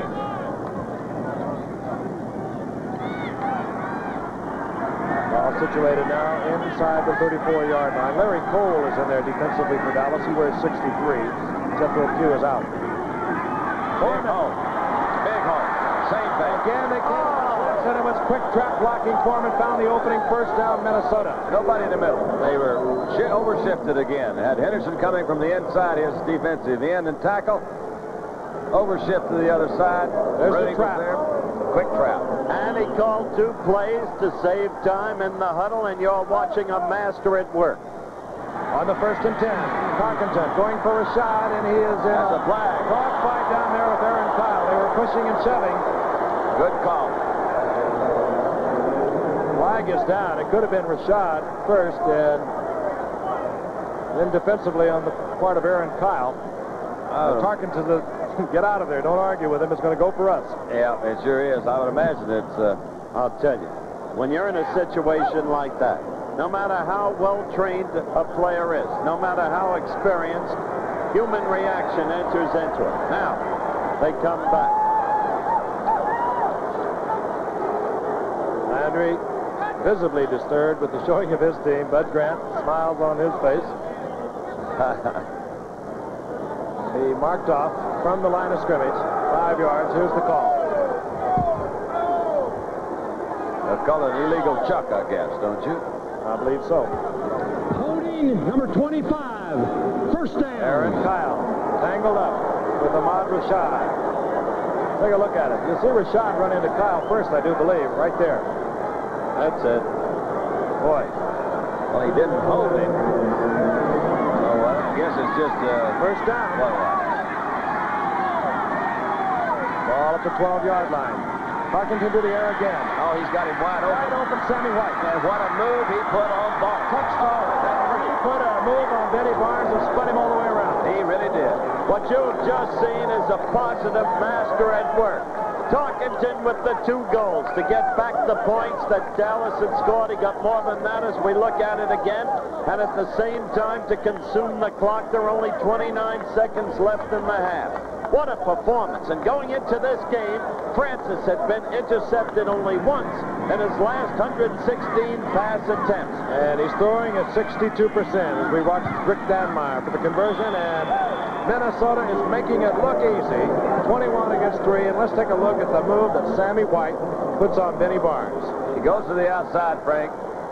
With that first little head fake, makes a move to the inside and left Barnes just standing there. As you know, too, Don, when you're in a blitzing defense, and leave your cornerbacks generally man-to-man, and that was the situation. Sammy White did a number on Benny Barnes. I was talking about earlier when Dallas was down in that 3rd down and 5 or 6 situation, and they ran a straight out pattern. That's only one look that the defensive back has to do. Ordinarily, Dallas likes to give you either a quick move to the inside and try to catch that guy, the defensive back on the outside, or they too will run that similar type pattern, a double move. In and out. 21-3. Minnesota capitalizing on 2 Dallas errors, getting a 14 lead. Dallas came back, they got 3 points. But that drive, there was really no major error, unless you consider the penalty against Aaron Kyle. And they lead 21-3. They put together a nice drive. It was a good drive, as a matter of fact. I thought, really, if they went in at 14-3, Dallas would probably still come back and win. Now, at 21-3, I think it's going to be very difficult for Dallas to come back and win. Alois Blackwell is deep with Larry Brinson. Rick Danmeyer will kick off for Minnesota. Interesting halftime coming your way. Some of the highlights of the season thus far.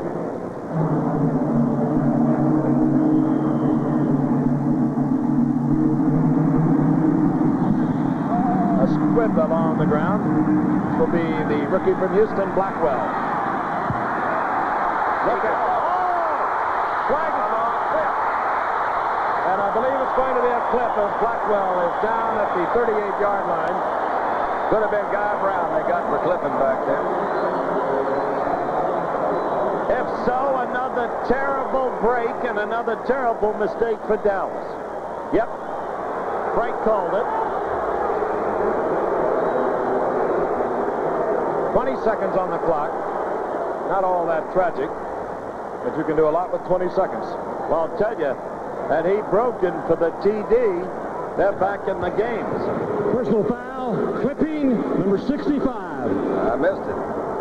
Dave Stalls, special team player for Dallas, with a clip, and it's so easy to do, not intentionally really, when you're not sure where the running back is. Dallas has 20 seconds. They have Dorsett, Preston Pearson in the ball game. They have 3 timeouts, but they could maybe just decide to maintain possession and go back into the locker room and try and regroup. Yep, they are going to do just that as Preston Pearson gets the draw out of the shotgun. And he has a nifty gain of 8 yards out over the 35 to the 31, and the clock is going to wind down. You wonder why you don't give it to Dorsett in a situation like that rather than Pearson if they're going to run a draw. They will not get the play off. That's the end of the first half. 21-3, the Vikings over the Dallas Cowboys. We'll be ready for our halftime highlights after this message and a word from our local stations.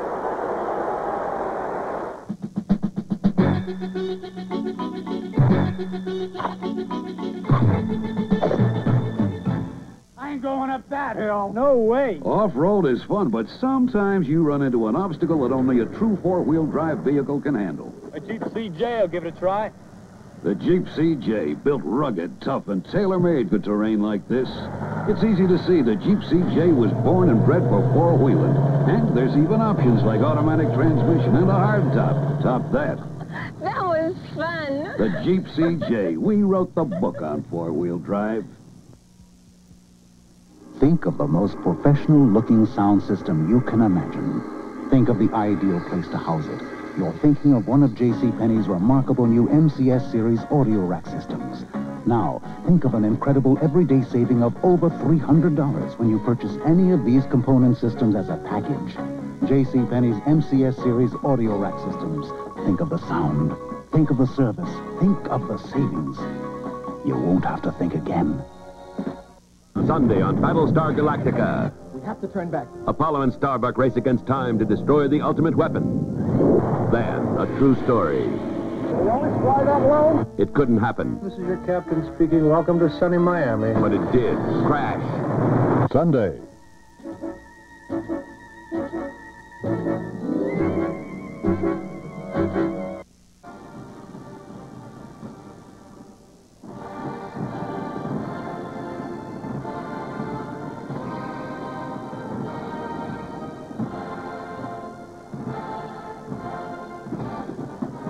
We're back at Texas Stadium. The score at halftime. Astonishingly, I guess, for fans around the nation, the Vikes 21, the Cowboys 3.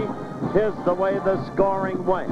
The Vikes, taking advantage of a turnover, scored first on a Foreman reception of a pass from Tarkenton, who's been brilliant. Then the Vikes scored again after still another Dallas turnover. Ricky Young on a 4-yard run, 14-0. Dallas adjusted to a new-look Minnesota offense and came on to put a field goal on the scoreboard on that Septien 25-yard field goal, 14-3. But with 3 minutes and 49 seconds left in the half, Tarkenton engendered another Minnesota drive that wound up with Sammy White on the receiving end of a 12-yard pass. Minnesota 21-3. Now tonight, our review of the season at the midway mark is being brought to you by Commercial Credit, a financial service of Control Data Corporation. We find ways to help. Suppose a fortune teller had told you that during the first half of the 78 NFL season, those Redskins would go unbeaten for 6 games. That the Giants and Jets would both be only 1 game out of first place in their respective divisions. That only 2 teams in the entire league would have a better record than Bart Starr's Green Bay Packers. If the prophet told you all that, you would have told him to have his eyes checked, but his foresight was 20/20. For the first half of the season has bounced around as crazily.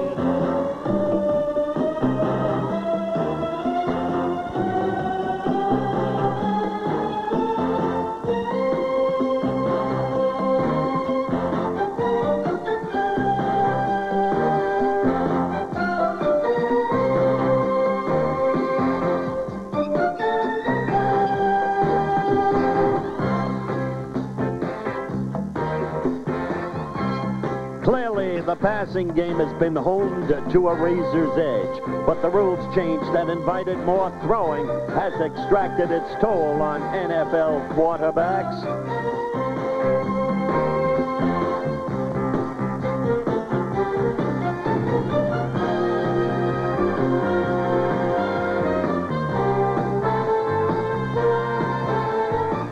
Despite the injuries, Terry Bradshaw told us last Monday night he thinks the quarterbacks are protected enough. His teammate Jack Lambert sarcastically suggested quarterbacks should wear dresses, but injuries have ruined several seasons. Kenny Anderson, the passing hand damaged before the season even began. The Bengals, as a result, 0-8. Burt Jones felled twice with shoulder injuries. The Colts 3 games behind the Pats. And controversy, a trademark of the first half of the season. It began with what the Chargers call the immaculate deception. The 3 fumbled forward play by Stabler and the Raiders for the winning touchdown against San Diego. You know, the officials have to make their decisions immediately. They don't have the advantage of slow-mo and instant replay.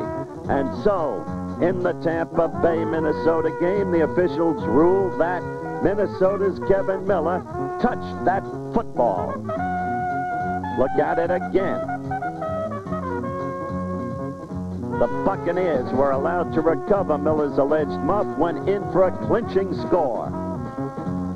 Then on the opening kickoff of sudden death, Cleveland at Pittsburgh, Larry Anderson getting the kickoff. Watch closely. He went down. The knee touched the ground, but no contact made with a Cleveland player.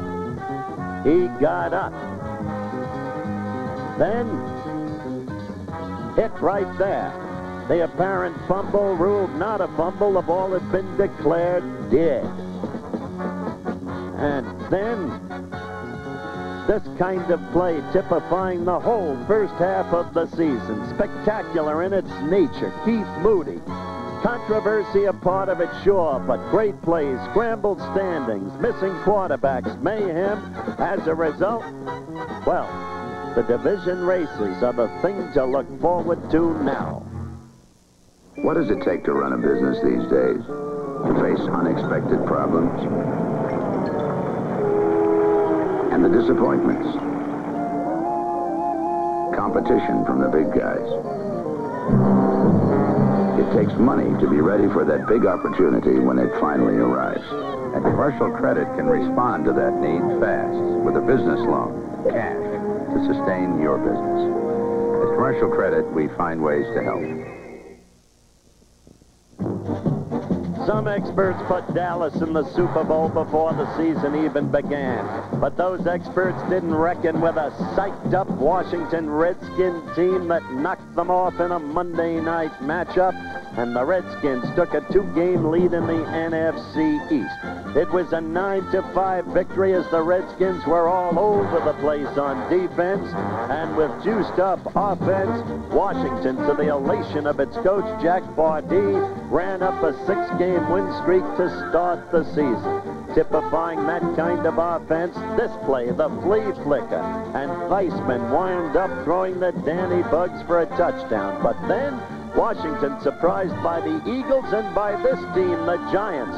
Doug Coder on a 31-yard burst, breaking that tackle by Houston and that one by Lavender. And the Giants beat the Redskins. Giants trail the Redskins and the Cowboys by only 1 game. Bart Starr's Green Bay Packers, the most surprising team of all, led by quarterback Dave Whitehurst from Furman and wide receiver Jimmy Lofton, number 80, from Stanford. And so the Pack leads the NFC in scoring, and they lead the NFC in quarterback sacks too. They've been doing it all. But the Pack itself came a cropper just last Sunday against the Vikes and Fran Tarkenton and that man Ahmed Rashad. The Tampa Bay Buccaneers, meanwhile, surprised the Vikes during the season, and the Tampa Bay Buccaneers are very much in the thick of things in their division. The New York Jets, meantime, have been almost incredible in terms of surprise. They lost their brilliant young quarterback, Richard Todd. You'll see it right here.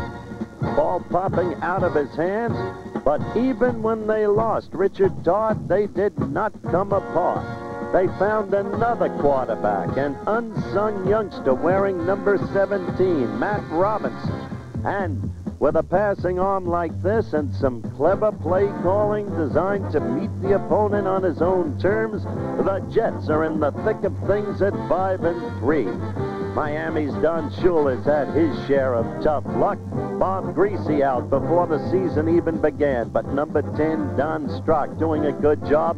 And Delvin Williams, the leading rusher in the league, doing sensational work as evidenced by this extraordinary run against the New York Jets. But even with Greasy back, the Dolphins ran into the red-hot New England Patriots, and New England beat Miami in a showdown for first place in the division for the 6th time in 8 weeks. The Pats didn't know if they would win or lose late in the game. 4 times they've won.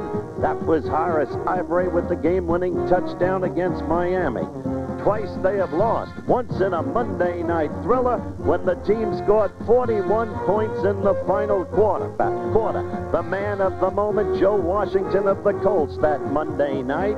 He was totally versatile in his skills, like here, rolling left and then throwing the option pass deep downfield to Roger Carr, touchdown. But the coup de grace was administered by Washington here on a kickoff return, and a touchdown run that won the game for the injury-riddled Baltimore Colts. Colts didn't stop with that upset, however. On Upset Sunday, this past Sunday, they shocked the Denver Broncos. Tommy Jackson tipping the pass, Glenn Doughty picking it off, and the Colts hung on for a 7-6 victory. Oakland, having a tough time, fell to Seattle 27-7. Oakland and Denver now lead the AFC West by just one game over Seattle. But they've been upsettable all year, and John Madden is very upset with the Raiders' unsteady play. Two teams that looked like they might not lose all year also went down. The Rams to the New Orleans Saints when Manning threw to Galbraith and went down the sideline for the game-winning touchdown. And then the last time you looked at Earl Campbell on a Monday night, you saw this just last Monday. Campbell spurting for 3 touchdowns as Houston upset the Pittsburgh Steelers 24-17. So after 8 weeks of this extraordinary season, there are no longer any undefeated teams, but Pittsburgh and Los Angeles presently on top.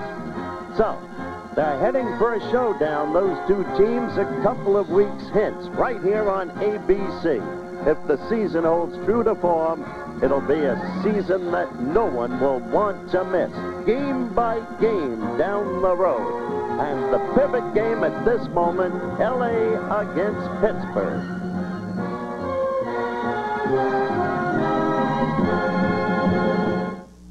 You ever notice just when you think you've finally caught up with bills, another expense crops up?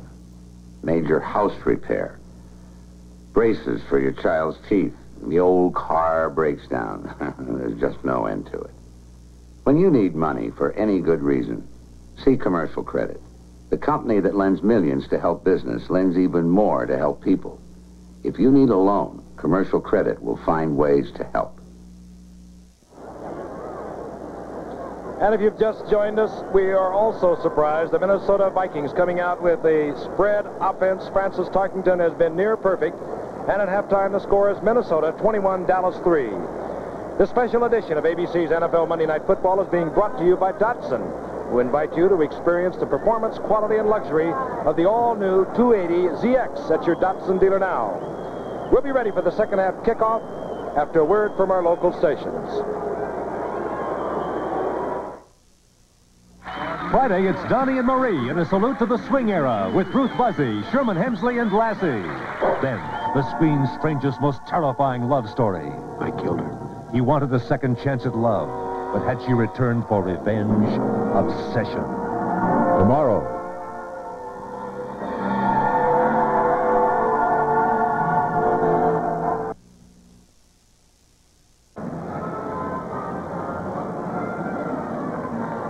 That'll make you nervous, do it, Shake?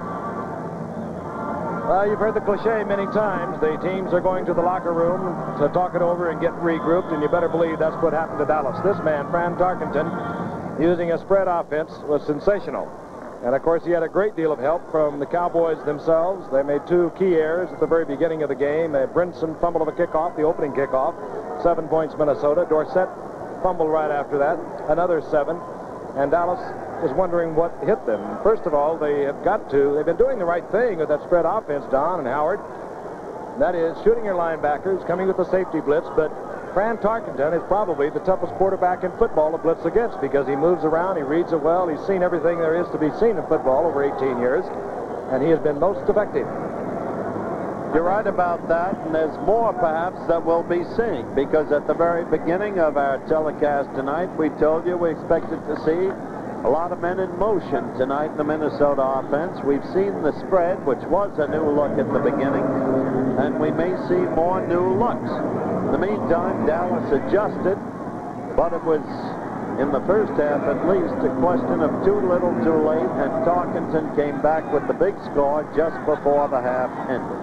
Raphael Septien, who kicked for the Rams last year, Set to kick off now for Dallas. Deep, you saw Kevin Miller. Miller will have the opportunity from the 2-yard line. And Miller out over the 20 to the 22-yard line, hustling down there. Larry Brinson to make the stop for Dallas. Talk has to be thinking two things. Let's not make any mistakes. No turnovers if we can avoid them in the second half. But let's not suddenly grow conservative because Dallas is the Super Bowl champion team, is explosive. So let's try to keep surprising them and keep that ball. The last one probably is most important, Howard. So many times we've seen teams get a big lead. They sit on it. The other team gets the momentum. They can't regain theirs. And all of a sudden, they're battling for their lives. 1st and 10, Minnesota. Their own 22-yard line. Tarkenton has Foreman wide open. Flag is down, and Foreman is down at the 25 as he cuts back looking for an opening. D.D. Lewis made the stop, but a flag is down. First thing I think you can see is that they did not go back to a different kind of offensive formation set against Dallas, he says. Illegal check against Dallas. So really what you guys are saying, at least they're going to come out and say, okay, we don't think you've stopped it well enough, so we're going to keep giving you some more of the same. I think that's a smart move. Right. Now, look at the halftime stats. The time of possession is not that much difference. The key, the 2 early turnovers, the Brinson fumble, and then the subsequent one by Dorsett. And Minnesota could move in quickly, and that's what set it up. Automatic first down.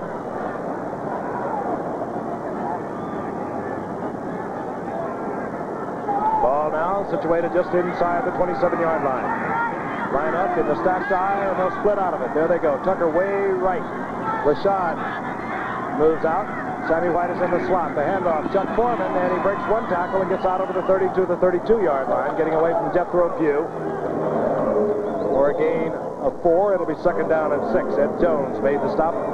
Defensively is Jones and Jethro Pugh, Randy White, Larry Bethea. The front 4, the middle linebacker Bob Brunig, Tom Henderson, and D.D. Lewis, the outside linebackers, Aaron Kyle, Cliff Harris, Charlie Waters, Benny Barnes. Defensive set for the Dallas Cowboys.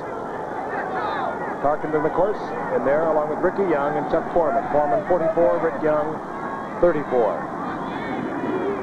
Foreman gets the call and turns back to the inside as he does so well and picks up 4 yards.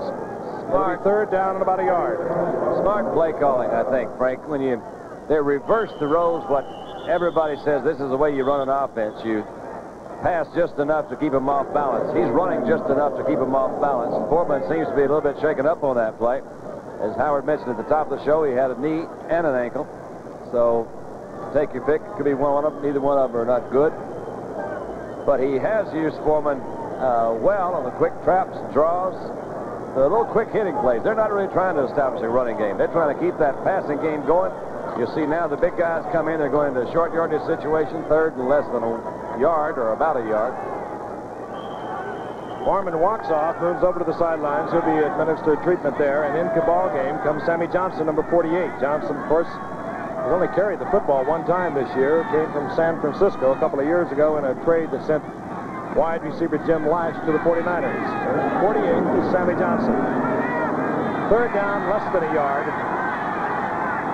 Ups, and you saw number 84, Craig in motion. Tarkenton still in trouble. And what a clever little man he is, even though the penalty is going to go against Minnesota, I do believe. Tarkenton, nevertheless, just hung it up in the direction of the receiver and got it out of bounds. Benny Barnes, by the way, was blitzing Tarkenton. Well, Steve Craig killed off the play. Number 84, the tight end from Northwestern, who in perfect candor, while a very intelligent young man, and he's pursuing his masters, has never materialized into what they thought he would. Watch the bottom of your screen, lower left. That was great.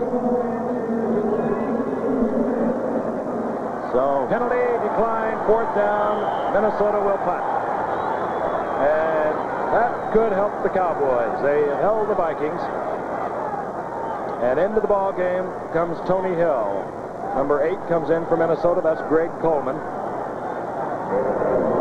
kicked a spectacular punt in his first effort, and then he hit one low, the kind that you can run back.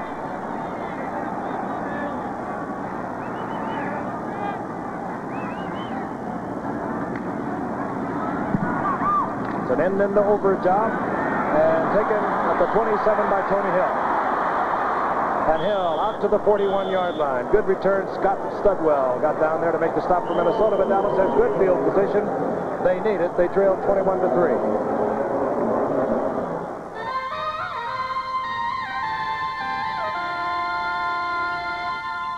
Why are truck shoppers everywhere deciding on Datsun? I felt that Datsun was about the best buy. I got the King cab. You simply lift this latch, and the back space is exposed. The air cleaner, you can see it's got an enamel finish inside. The oil fill, it has a screw top. It's just a small feature that points to quality. This is 5-speed, 4 efficiency. I expect to get about 28 miles to the gallon. Datsun trucks at year-end prices. See your Datsun dealer today.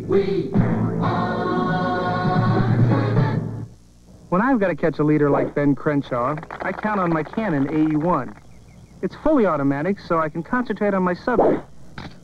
Yet it's one automatic camera that's made to meet the strictest professional standards. Try it, Ben. Are you kidding?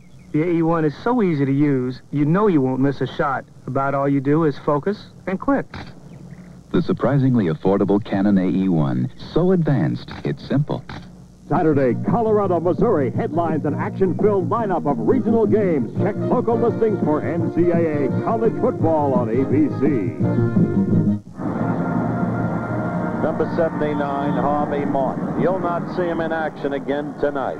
Maybe it's the brace on the right knee, but the right thigh is tightened up, obviously a muscle condition. He'll not be back tonight. Preston Pearson is in, 2 tight ends, Jackie Smith, 81, Billy Joe Dupree. This is Jackie Smith.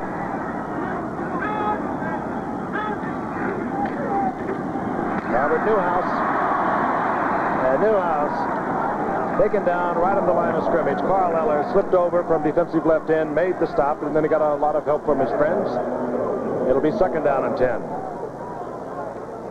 Now the specialty units change on the field. Out goes Pearson. Here comes Tony Hill, and it looked like a fire drill out there. It's comical. You know, you got one team that runs first down, another team runs second, another one runs third. And you're down 21-3. Yeah, well, that's all right. Let's stay in unison, guys.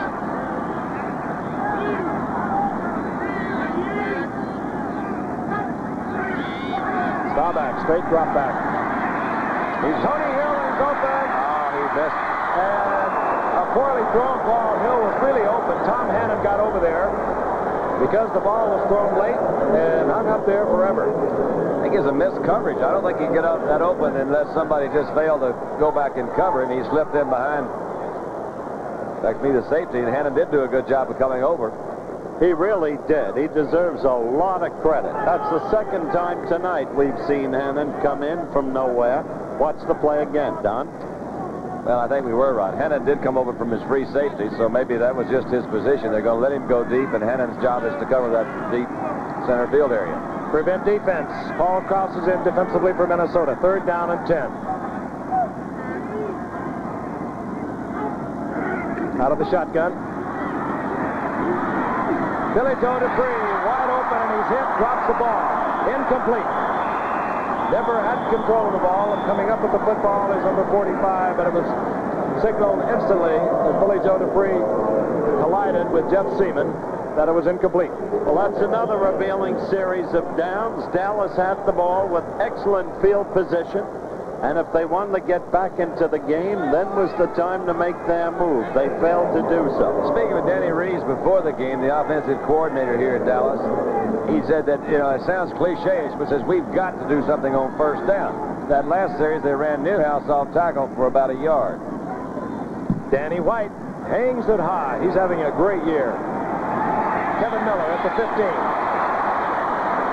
And when you put that ball that high in the air, your specialty defensive unit can get down under it. That's what Dallas did. Minnesota will have a 1st and 10 inside their own 16-yard line when we return. When you take off on the Trans-International Airlines charter flight, you're taking off with us. When you go to see a United Artists movie, you're going to the movies with us. When you come to budget to rent a car, you're coming to us. We're Transamerica, the people in the pyramid. We serve you through many different companies, but we stand for just one thing. First-rate service at a fair price. From every Transamerica company, every time. Take any razor available in America. Now there's an electric shaver that will shave as close or your money back. The Remington XLR. Remington can guarantee a close shave because of our unique three-part system. The first head shaves close, the second closer. The exclusive Intercept cutter is designed to shave longer hairs. The Remington XLR. It shaves as close as a blade or your money back. Available at over 1,300 Kmart stores across the USA. You gotta go, you may as well go first class, right? That's right. Sunday, the crash. Now, Dallas football fans come in all shapes and sizes. As a little loyalist. Minnesota, first and 10, 21-3. They lead, 12:07 remaining in the third quarter. They have the ball inside their own 16-yard line. Chuck Foreman back in the game. Tarkenton back to the air. Foreman. And the little dink over the middle, and Foreman takes a 5-yard pass and turns it into an 8-yard gain. Billy Barnes made the stop. Right there, you got an indication of the fact that Tarkenton's not going to sit on that lead. He wants to keep using that clock throughout the second half, eating it up, keeping possession of the ball. Control football, but not conservative in the sense of sticking to the run. You know, he's not throwing anything dangerous at all. I mean, he knows exactly where it's going. 4-yard passes, 5-yard passes. Yeah, that's his conservative game right there. He's just not going to try to put it up deep or down the middle. He's trying to hit those little short ones, keep that drive going. Out of the double wing spread, I guess you could call it. And lunging forward, Chuck Foreman has the first down. That's a good effort by Foreman on a bad knee and ankle, as we mentioned earlier. Just came back in. I think he gave that extra effort, picked up a first down. Looks like it from up here. He sure did, Don. He's a tremendous football player. He's a tremendous athlete. It's hard to imagine a guy like that in a backfield that's the 28th team, in rushing in the National Football League, just alone. But the fact that he has been hurt, I'm sure has hammered it. But Ricky Young is certainly no slouch either. So they go to their offensive line. They're building. They're young. They don't really feel they're really mature enough to push anybody out. So therefore, they haven't run well. The first and 10 is inside the 27 of Minnesota. Foreman again, the little dink. And they just playing this kind of game, hoping for missed tackles, and that time Bob Bruning did not miss.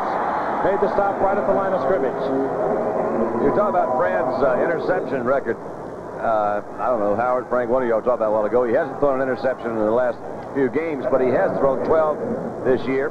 In the first 3 games, he was being intercepted, and that's when they were screaming in Bloomington and Minneapolis, St. Paul, the great Twin Cities. It's over. Get rid of him. But going into this game, he had thrown about 1 intercept in his last 116 passes. Let's face it, the man is one of the greatest of all time. And let's face it, that man is one of the great coaches, and Staubach is himself one of the great quarterbacks. Second and 10, look for the blitz. Randy Hughes is up close. Benny Barnes up close. They all come. Tarkenton reads it, hands off to Foreman, and it's a 3-yard loss.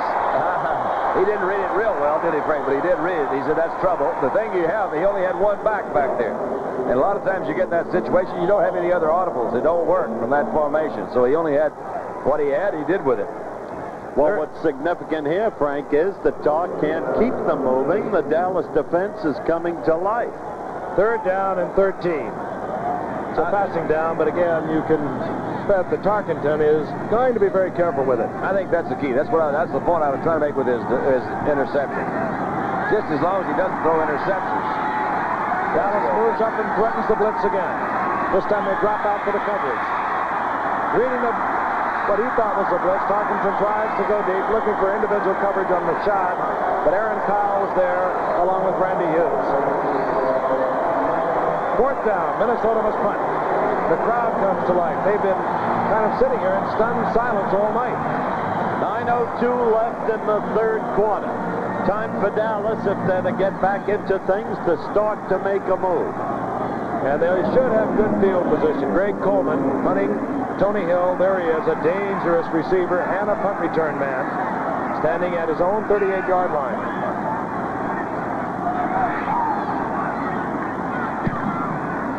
Oh, and a good kick by Coleman, and drives Hill back close to his 20-yard line where he takes it over his shoulder. And a good return by Hill as he moves out to the 37-yard line, hit there by Scott Studwell. Dallas will have a 1st and 10. I loved it. You know, the thing that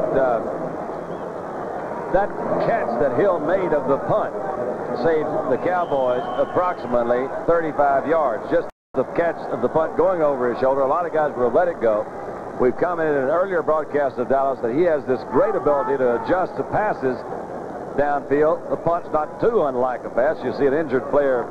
Ooh, I hate to see him go off in there. Nate Allen's going off. But Hill caught that punt, came back, gave Dallas fairly good field position when it could have been down inside the 10. He's really given them an extra dimension, not taking anything away from Golden Richards, but he can do a lot of things that Golden couldn't do. Of course, Golden has helped the Chicago Bears, but he is the reason the Golden Richards is now playing in Chicago. On 1st and 10, Staubach goes out to Drew Pearson, and Drew Pearson breaks the tackle and gets a 1st down close to midfield. Dallas has really never, for some reason, seemed to get this thing saying, okay, go on, let's run our offense. His 1st reception of the night. Oh, what a gifted man he is. Little free agent, came up in 73. He has just been sensational. That's his 266th reception. He just doesn't drop it.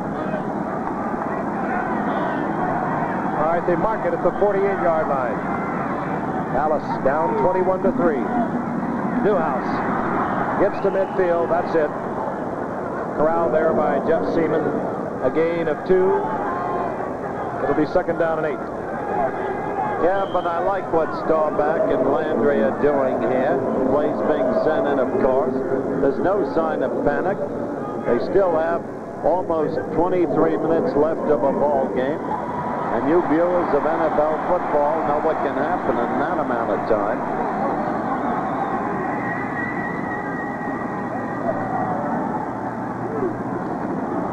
Dorsett, inside handoff, big opening, and he breaks it down to the 35-yard line. 1st down, Dallas. Little trap block. Dorsett turned on the acceleration like really no one right now in this game has. Let's watch it again. There's the trap. 68. That's Herb Scott with a good block. Wasted really as Dorsett was gone. Had the referee not been there, Tom Hensley, he'd have picked up 5 more. He had to get rid of him first. Well, that was exactly the point I meant about not panicking. Staying with the ground game when they think it's right. 1st and 10, just short of the 35-yard line. Dallas driving. Inside to Robert Newhouse, and Newhouse 2, maybe 3 yards. It'll be 2nd down and 7. Jeff Seaman again on the stop with Phil Wise, number 29. Phil Wise, you don't hear that name often. I was in the Jets drafting room when they picked him. There was a big debate about him. Weeb Eubank was coaching at the time. A kid from Nebraska at Omaha. And I heard an impassioned plea made for his athletic abilities. The plea prevailed. That's how he came into the NFL. Good player. Drew Pearson goes right. Tony Hill to the left. 2nd down and 7.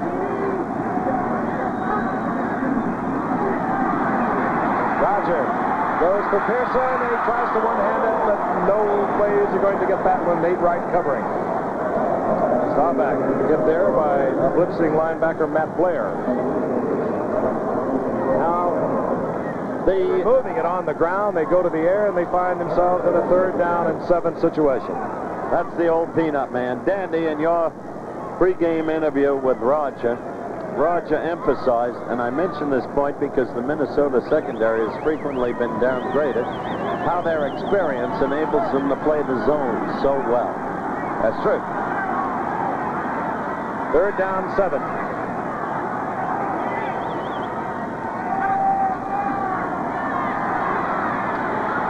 Staubach, Billy Joe Dupree holds on, 1st down inside the 20. Staubach with all the time in the world, no pass rush. He just waited for Gifford to hook up with plenty of yardage for the first down. They cleared the linebackers, and he drilled it in there. Slow developing pattern. Gifford got downfield about 12, 14, 15 yards. There were some defensive linebackers and secondary men in the area. I think the key, Frank, is what you touched on. He had time to wait for him to uncover. And another key thing, you can't contain this Dallas team forever, no matter how great your defense is. Seconds ticking off the third quarter clock. 5:20, and the clock is moving. Screen to the flanker, Tony Hill, and he breaks the tackle. Oh, he missed the tackle. Tony Hill, inside the 1-yard line, broke the tackle at the 15 by Tom Hannon, and did the rest on his own. And Dallas is a first and goal inside the 1. What a great effort. They had a blitz coming that time. The linebackers going to the inside. You take a look right there. Fred McNeil comes in, flips out in front. It's got Pat Donovan out there in front. That was a missed tackle, Frank. Give Hill credit, but he should have been tackled that time. They had him pretty well. Good angles, boxed in right there. You ought to have him. Hit him too high, split over the top. First and goal. Dallas, 3 points on the scoreboard. Threatening. An explosive team, and they get in the right gear. Flag is down. Newhouse is in the end zone. The official has dropped the flag, single touchdown, so it would appear to be going against Minnesota. Absolutely. Now that's the Dallas team we've all grown accustomed to. The penalty against Minnesota, as Frank said, declined, and Dallas gets its first touchdown on the board. 5:07 left in the third quarter, and it's a football game again. The next test, Minnesota. Will they be able to keep the football in movement against Dallas? And if they don't move it, they're going to be in trouble. Raphael Septian for the conversion.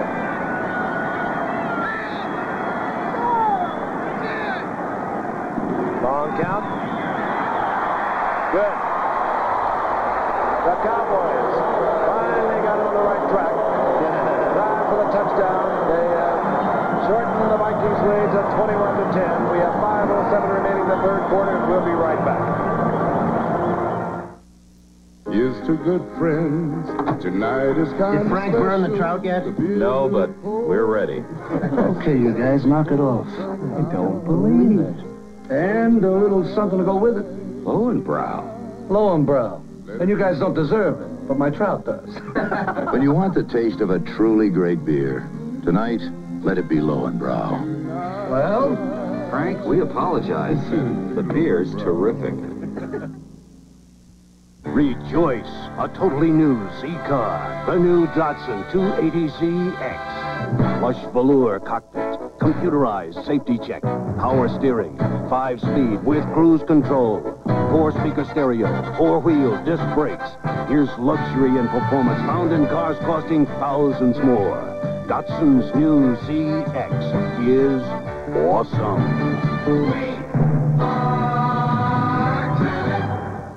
Los Angeles Rams battled the Atlanta Falcons Monday night on ABC. And preceding our game, Terror in the Promised Land on ABC News Close-Up, Monday night at 8 Eastern Time, 7 o'clock Central Time. This program includes an exclusive and close-up look at the Palestinian suicide squad's training for terrorist missions and interviews with PLO terrorist leaders, a hard look at the most difficult obstacle to reach peace in the Middle East. Terror in the Promised Land, Monday night on ABC. Deep is Kevin Miller. And Miller is pounded at the 30 and knocked back to the 32. And while we were away, we were just discussing the fact that Dallas all of a sudden has begun to move the football. They're the #1 offensive team in the entire NFL. They were stumbling all over the place in the first half. Now they seem to have got things together, and this is a big series of downs. It sure is. The Vikings. Fans know that too, don't they? And that Dallas defense is aware of it too. They have totally disregarded the run. They're just after the man who wears number 10.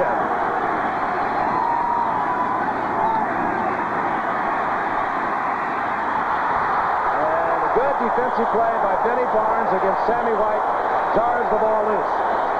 This is a very big game for Benny Barnes because, as you know, Don, he had surgery, out a long time.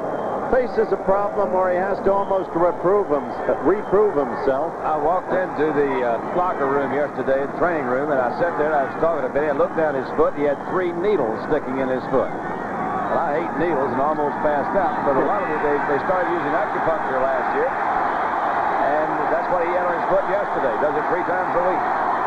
2nd and 10. No blitz.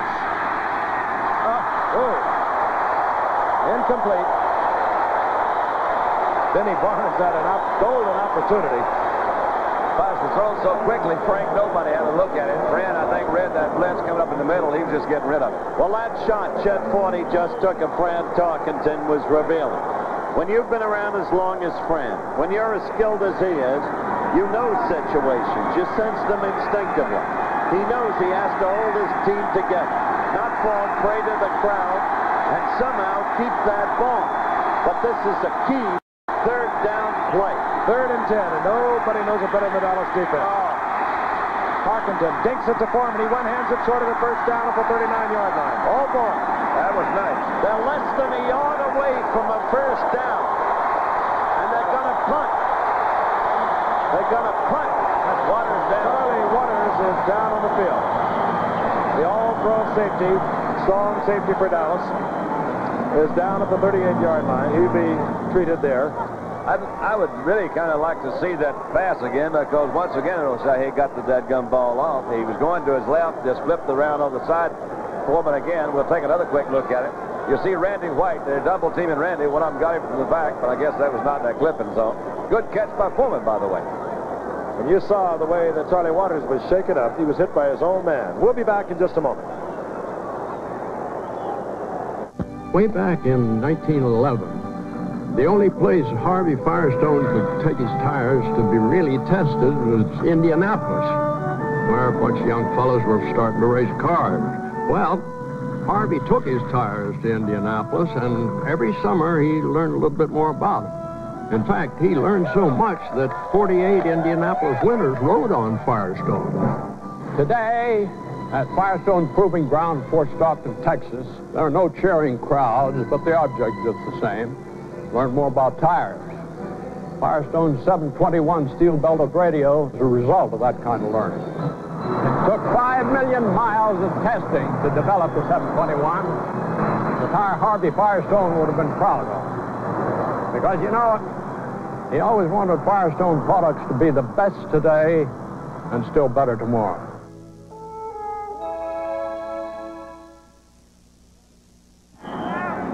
Charlie Waters, in a collision with his own man, got up, walked off the field under his own power. A little pneumonia inhaler.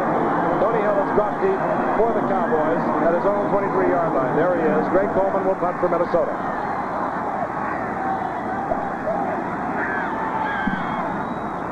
Coleman hit a beauty.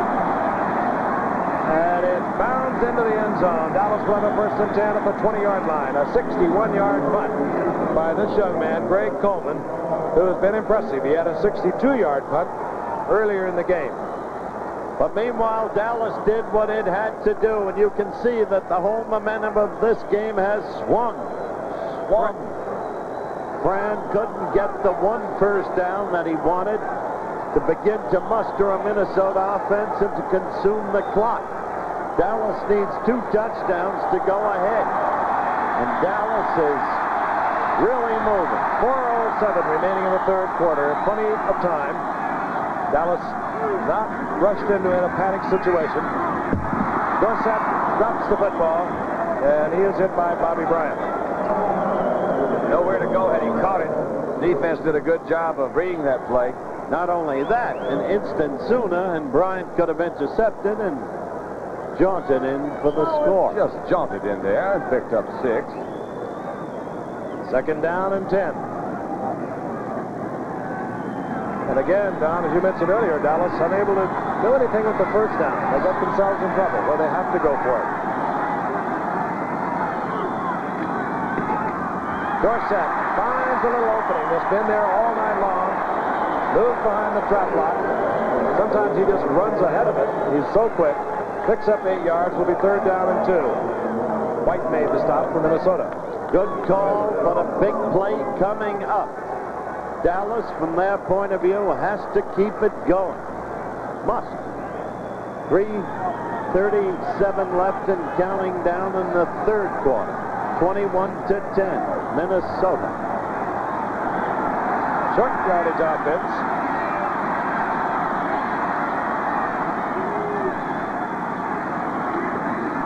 Dorsett. No. And a beautiful tackle, Jeff Seaman. Oh, boy. That was a biggie. Nice job by Seaman. He read that play on the well. Newhouse was out in front. Somebody up in that line is supposed to cut him down. He got in there too clean. Well, they're not playing against statues, and we have emphasized all year long from the preseason when we had Minnesota twice that Minnesota's greatest defensive strength is lodged in those three still young linebackers, Seaman and Blair and McNeil, and they came through then. So the momentum swings. Kevin Miller, Danny White will punt for Dallas, and he dribbles another one high that Kevin Miller will have to call for and make a fair catch at the 27-yard line. And when you can kick the ball 46 yards and force your safety man to call for a fair catch, well, you are really booting the football. There are the standings coming into this game, the NFC Eastern Division. Dallas and Washington tied. So you can see that as of this moment, and this game remains far from over, there is joy at the moment in Washington and in New York and in Philadelphia. And for Minnesota, a refusal to knuckle under, despite early unexpected losses to New Orleans and to Tampa. Serious football going on here in Texas Stadium. 21-10, the Vikings over the Cowboys. On 1st and 10, Tarkenton throws one of his first long passes of the night. Intended for Sammy White. Good coverage. Benny Barnes was back there, getting help from Cliff Harris. What does that tell you, Frank? When he stayed, you see him dink him and dunk. He said, wait a minute. They're on to me. I'm going to go for the bomb. I'm going to back them up, and I'm going to come back with my dink game right now. There you go. Okay, maybe so. In the meantime, Fran has already thrown 30 passes. Remember the statistic we mentioned in the very first game of the year. No team in the NFL won a game last year that threw 40 or more passes. Fran has already thrown 30. I'd throw 9 more and sit on it. 2nd and 10. Dallas. No blitz, the handoff, and it goes to Foreman, short of the first down, of course. It'll be 3rd down and 3. But he got a big hole, and that was the time to run. And they did the right thing, not going to the dink pass. You see that Ron Yeri comes, gets a good arm hold on Larry Cole, holds him in there. It was a big hole. They hit to the outside. A little influence blocked by the guard. Ron Yeri comes down. They filled it in. 3rd down and what? Long 3? 3rd and long 3. It'll be a pass to Tarkenton stays with the way he's been going all night long. And he looks for Foreman in so many instances as this. And there he goes. Changes up, and Foreman gets the first down near the 40-yard line. So, Tarkenton again becomes the master, at least for the moment. If this is a shifting tide and an ebb and flow, to use a phrase that we've used before, it's only because that's the way it is.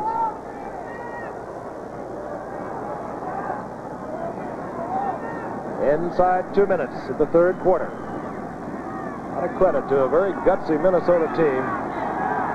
Total lack of a running game coming in tonight, playing the Cowboys to a standstill both offensively and defensively.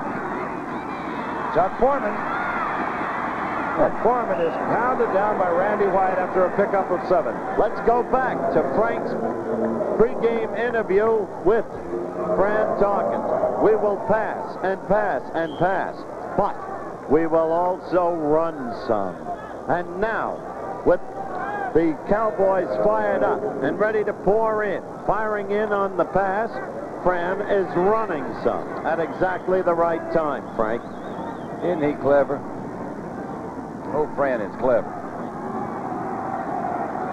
2nd down 3, the ball at the 47-yard line of the Vikings. Ricky Young. And I believe he'll be short of the first down. He had to get just to midfield. Bob Bruni driving him back. Jethro Pugh also in on the stop. This is their third and short situation. The last time that we saw them in it, this was when they were offside, and Fred did call a play fake. He was trying to hit someone deep. I would say that this time, he's got to get his first down. He's way ahead. He just didn't want Dallas to have the ball. He's chewing up the clock. 6 seconds left in the third quarter. Should be just inches short. Gave Fran a chance to call for the measurement, gave him a chance to give it some thought. Maybe glance to the sidelines, even though he calls his own plays. The Cowboys have not really been a big fourth quarter team this year. They've only scored 3 points in the fourth quarter through 8 ball games. But they have allowed their opponents no points in the fourth quarter. Which is not a bad balance. But 3-0 still keeps Minnesota ahead. And there's the gun. You're watching another exclusive of ABC Sports. That's the end of the third quarter. The score, 21-10, Minnesota over Dallas. We'll return for the fourth quarter in just a moment.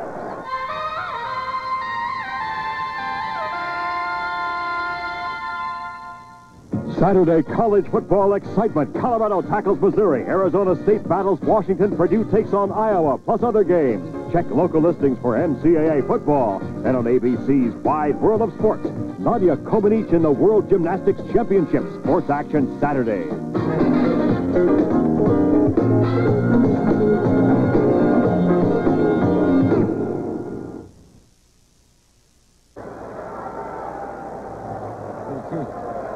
How about if I blow in your ear? No. Oh, I don't know. Okay.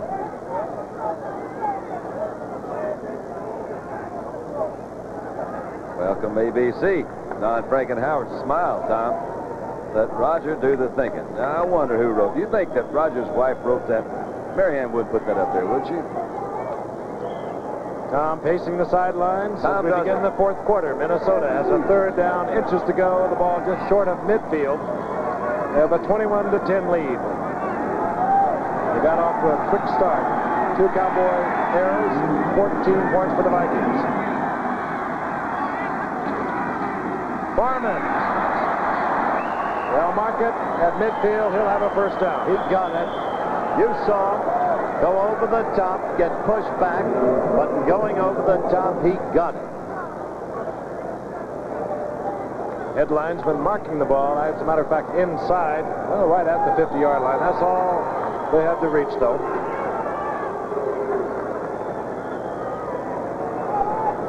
You know, I gave you some wrong stats on that 3-0. That was in the overtime. See, I'm looking at, I should never look at these figures because that's overtime. What they've really done, they've scored 36 points in the fourth quarter, and their opponents have scored 27. I say things like that just to see if anybody's paying attention. I understand. Yeah. Meantime, they still have the edge. Yeah. The balance sheet's in their favor. Yeah, you're right. Well, they shouldn't give me those things. It confuses me. First and 10, the ball right at midfield. Robert Miller's in the lineup now. He wears number 35. Parkinson dancing around. Complete. But he avoided the sack. In the general direction of Ahmad Rashad, but it was really just to get rid of the football and avoid the sack. Well, the third quarter stats. Minnesota still with a domination in first downs. Yards rushing almost even. Passing favoring Minnesota. Total yards. The key still the early turnovers. Number 17 in our programs. Number 1 in our hearts. Oh, thank you. John Meredith is back home. Lovely taste down in this area. So he makes mistakes. Yes, sir. Second down and 10.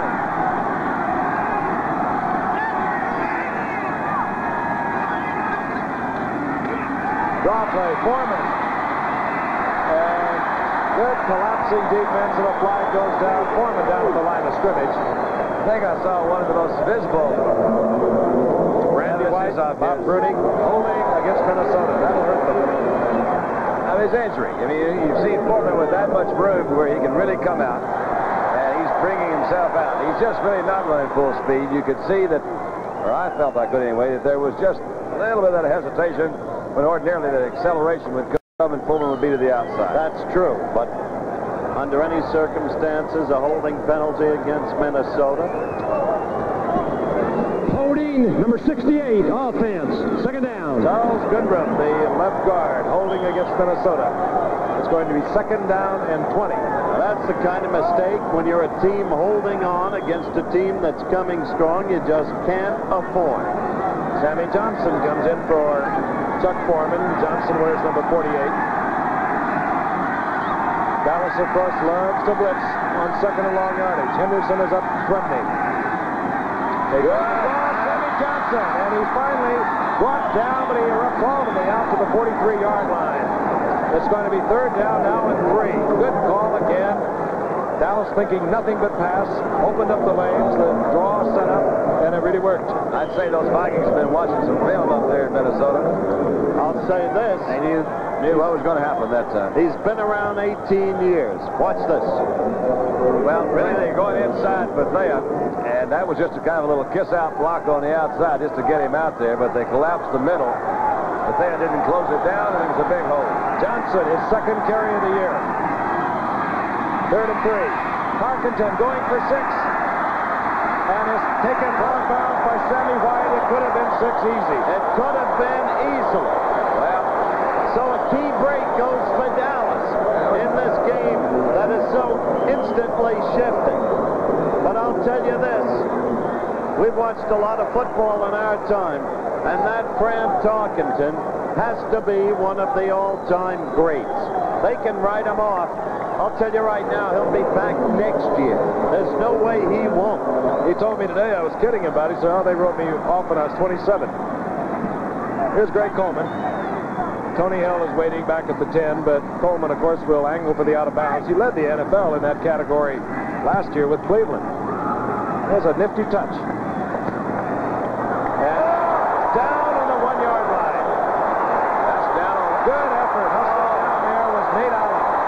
I can tell by the reaction that Nate Allen says, oh, no, man, he's calling it a touchback. Or is it? Yep.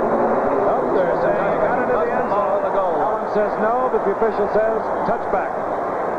It'll be at the 20. Dallas will have the ball when we return. Why are car shoppers everywhere deciding on the Datsun B210? For the money you spend and what you get in return, it's a super deal. I'm going to get some of the best gas mileage of any car that's on the market today. The car came with everything that I wanted. We found that the Datsun was the best for the money. The economy. It gets great gas mileage. I think I've got more car for the money than I've invested. Datsun B210s at year-end prices. See your Datsun dealer today.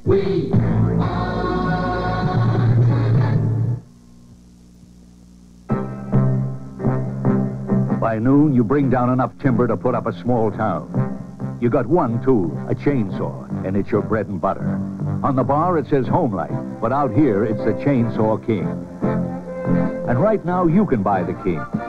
The Homelight XL at a king-size savings. Or choose one of 4 other Homelights and get this rugged carry case free. From Homelight, the Chainsaw King. Interesting speculation about using cameras to determine calls. Watch this. For all intent and purposes, it looks like the ball held by Nate Allen never gets into the end zone. But again, keep in mind, our camera angle is shooting from somewhere around the 30-yard line. The official right on top of it, he rules a touchback. And you have to believe that it is a touchback because he was right there. Well, it's easy to second guess, but Nate should have batted the ball back instead of picking it up with his momentum carrying him into the end zone. 21-10. The Cowboys have the football. First and 10, their own 20-yard line. 13:25 remaining in the game. This is Dorsett. And Dorsett corralled there by Nate Wright. And the crowd unhappy perhaps with Dorsett's actions of the last week. Missing practice on Saturday, being benched on Sunday. Gives him a little boo. He, of course, had a fumble early in the game that set up the Vikings' second touchdown. In perspective, this is NFL excitement at its best. It is not NFL play at its best because of the early Dallas deficiency. But now you've got 2 emotional, fired-up football teams, and thus the excitement because we've still got a game. Second and 10.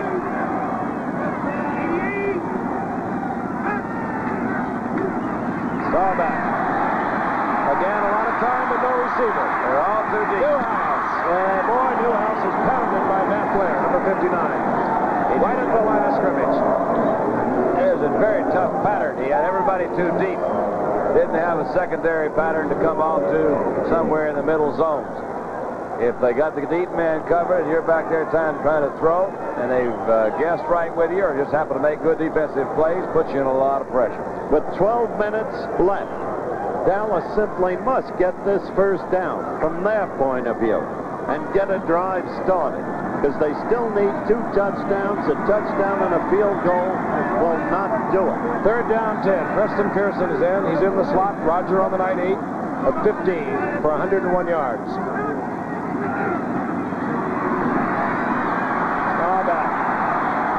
Drew Pearson at the 47-yard line, first down. And Dallas did it. Dallas did it because of the individual brilliance of Drew Pearson, which has been talked about so many times. I've got to also say, Staubach too. He had some pressure, came open late, came up in the inside, laid it there perfectly. Pearson did make an excellent move to come into the inside and catch that ball. My gosh, third down at 10. Now watch Pearson again and watch what he does to Phil Wise. He's cutting across. Phil Wise played him cautiously. They were in a zone. They were trying to give him those deep areas on the outside. He came in the middle, caught him where it's tough. 11 minutes remaining in the game. Dallas trailing 21-10. Staubach to the air. Tony Hill, incomplete. Clearly, Tony Hill was out of bounds. The crowd is booing, but that's emotion, that's partisanship. Clearly, he was out of bounds when he received the pass. A perfectly proper call. Watch it again. Good throw again. Rogers hit 2 in a row. That one was drilled in there. Tony was a little bit too close to the sideline. The way that's receiver's responsibility to know where he is. He's inbound with 1 foot. He just got a little bit too close to the outside. Remember, both feet must be inbounds in the professional ranks. Second and 10.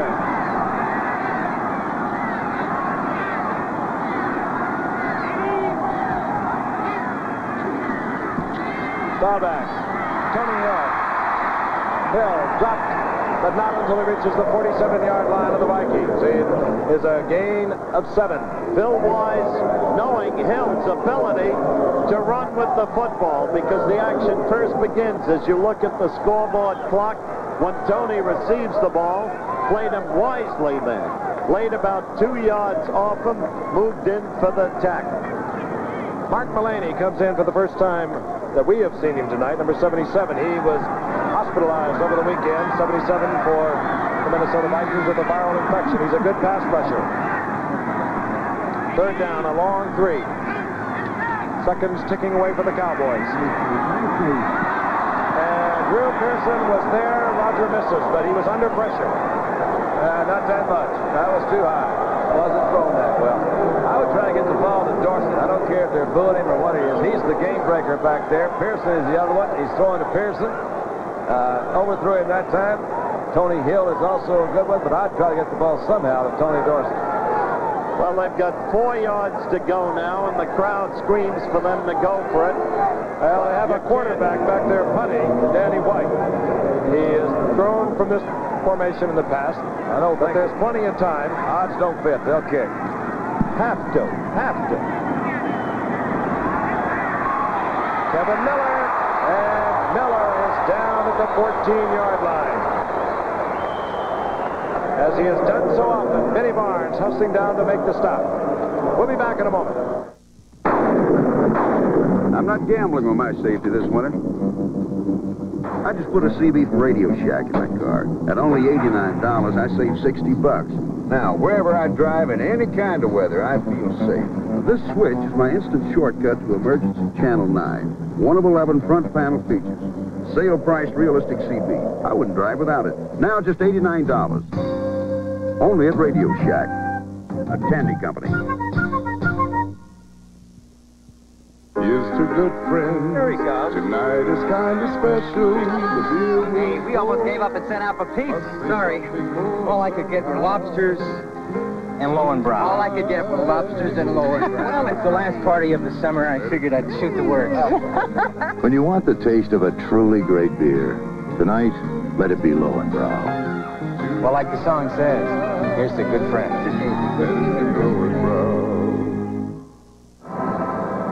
The Vikings with a 21-10 lead over the Dallas Cowboys with 9 minutes and 59 seconds remaining in the game. Have the football, 1st and 10. They're at their own 14-yard line.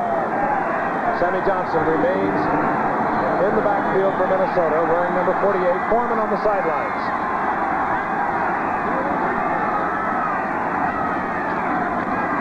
Sammy Johnson.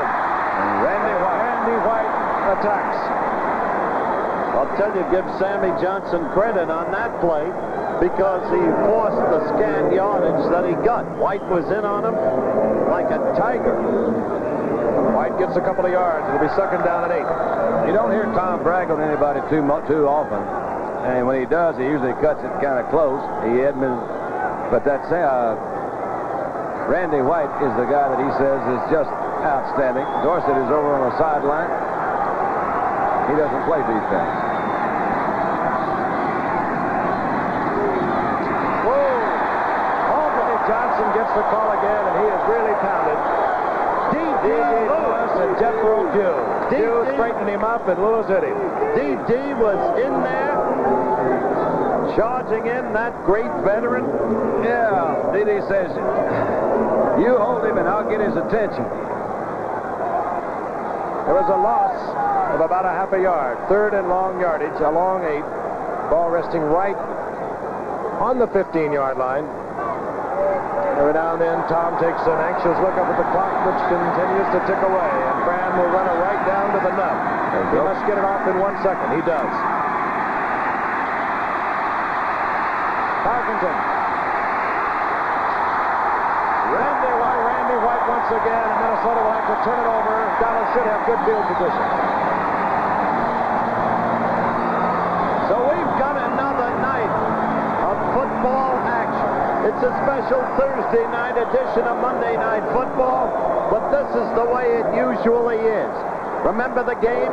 Baltimore against New England, 41 points scored in the final quarter. Joe Washington's heroics. Remember this past Monday night, Houston against Pittsburgh. Remember a Sunday night, Steve Grogan in New England against Oakland. This is a replica. Tony Hill at midfield. Coleman will kick from the 3. Oh, and he hits another bomb that backs Tony Hill up inside his own 40. Now, Hill runs into his old man, and he stopped at the 47-yard line. But they have field position. They're on their own 47. 7:54 left. They've got the ability to strike quickly. And then, hopefully, kick off. Get the football back again. You know this business, you fans. Dallas is very much alive.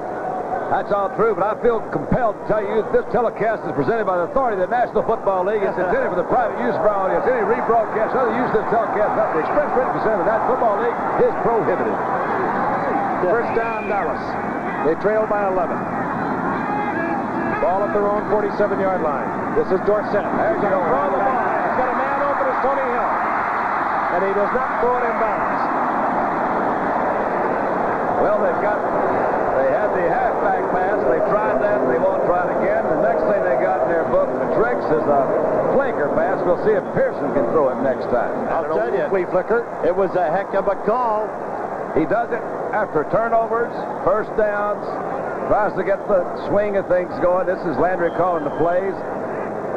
They've got middle screens where they roll out. He's got it all in tonight because he feels he's going to need it. And you know what? He does. I'll tell you this. We saw the Baltimore Colts do that with Joe Washington, and it resulted in a touchdown pass to Roger Carr. Same play. Roll left. 2nd and 10. The ball at the 47. That's nice. Right into the arms of Phil Wise. He got hit when he threw it. And the ball waffled in the air. And Phil Wise, the man whom we called the good athlete. I told you how he was drafted in the first instance.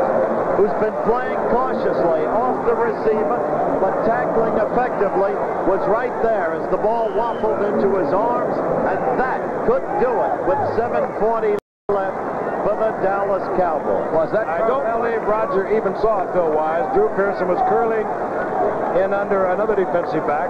Roger put it right into the arms, and that is a tremendous break for the Vikings. They have possession. The ball at their own 47-yard line. Out of trouble. They can now work on the clock. Sammy Johnson. Sammy Johnson with another second effort. Gets to midfield, a gain of 2.5 yards. It'll be second down and 7. I think Rogers' arm was hit when he threw that pass. There you see Wise on the side, but I can't tell for sure. It looked like me. I think it was Carl Eller that got in there. I'll tell you, Phil's had a heck of a game. And if you want to put the game in perspective, turnovers. Dallas 3, Minnesota none. And that's why Minnesota leads with 7 minutes remaining, 21-10. Harkington watches the clock at the end tick down. He'll use it all. In total command, this 18-year veteran hands off to Sammy Johnson. Gets maybe a yard. It'll be third down. Call it a long 7. Trying desperately to use the clock. They have not used men in motion as we anticipated in the second half. But Fran knows what he's doing. And he wants to play it secure. Keep control of that football for whatever seconds he can. He knows that there are 6 minutes and 25 seconds left. He's got a clock in his head. Third down. Fran doesn't like it. Tucker was lined up on the wrong side. I understand why he didn't like it. Ricky Young gets the block by Tucker and gets the first down. What a big play that was, and what a call. Dallas looking for the pass. You know, you understand why Tarkenton realized that Tucker was in the wrong spot. He's sweeping to the weak side. He had the key block. He had the key block and was on the wrong side of the field. One of the great things about Fran is that friendship goes by the board. Speaking professionally, that is. And Bob Tucker was one of his best friends, and Fran was influential in seeing that Minnesota got him from the Giants. He'll forget friendship, and he'll say to Tucker, "You blew it, buddy. Get out of my way," if need be. He better be careful if he says it often, though. Tucker's got a bit of a temper, too. On 1st and 10, Ricky Young gets the call, and the Vikings, sensing that they have pretty much wrapped this game up. They're able to move the ball and work on that clock. We're inside 6 minutes and moving to 5. Ricky Young gets a couple. It'll be second down and 8. Now they're inside of 5 minutes and moving to 4. It's my turn when they get inside of 4 and moving to 3, okay? Okay. Bud Grant, we've talked about Tom Landry, but how about Bud Grant? In his 11th year, he's been in the playoffs 9 of those 11 years. Taken his team to the Super Bowl 4 times. Hasn't won the Super Bowl, but he got there, and a lot of people haven't.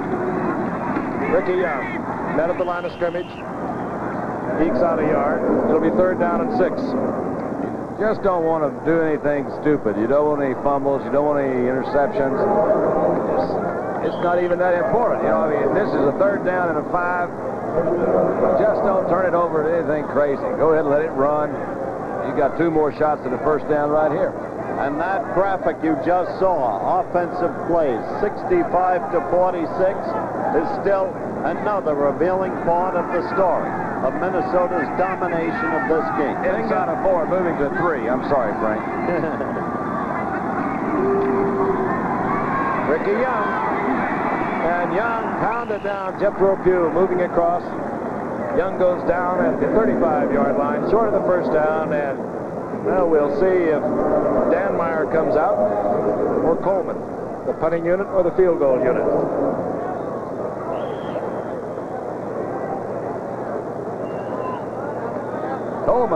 Coleman, and Minnesota will punt. Clock ticking away. But they'll probably let it tick all the way down, take the penalty. It doesn't make any difference. He'll be going for the out of bounds. Frank, you talked about Bud Grant. He deserves every accolade tonight. If ever a man prepared his team beautifully for a given opponent, Bud Grant clearly has done that. In 3 days. Well, I'm sure it's an experience he had in Canada. There is the delay of game penalty. It ticked the seconds off the clock. Very important to Minnesota. Here's the 5-yard penalty call. Delay, offense, 4th down. Had no effect whatsoever on Minnesota's field position because Greg Coleman still is well within reaching an out-of-bounds area somewhere inside the 20. And as I mentioned before, he led the NFL for Cleveland last year in doing just that. Cowboys go for the block. They don't come close. And he does. Oh, and Coleman has hit a beauty. He nails it in there. 5-yard line. Coleman, look at him. Picked up a little over a week ago. After being cut by Cleveland, you have a happy youngster. We'll be right back. Uh-oh. That TV show we want to watch goes on in 5 minutes.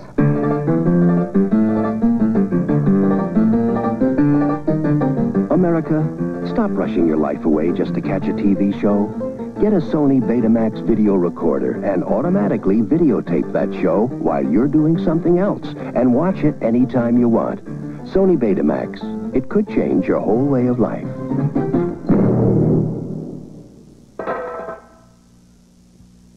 Hallelujah. A totally new C-Car. The new Datsun 280ZX. Our road-hugging, hard-pounding, hood-soaring, deck-sloping, fuel-injected masterpiece.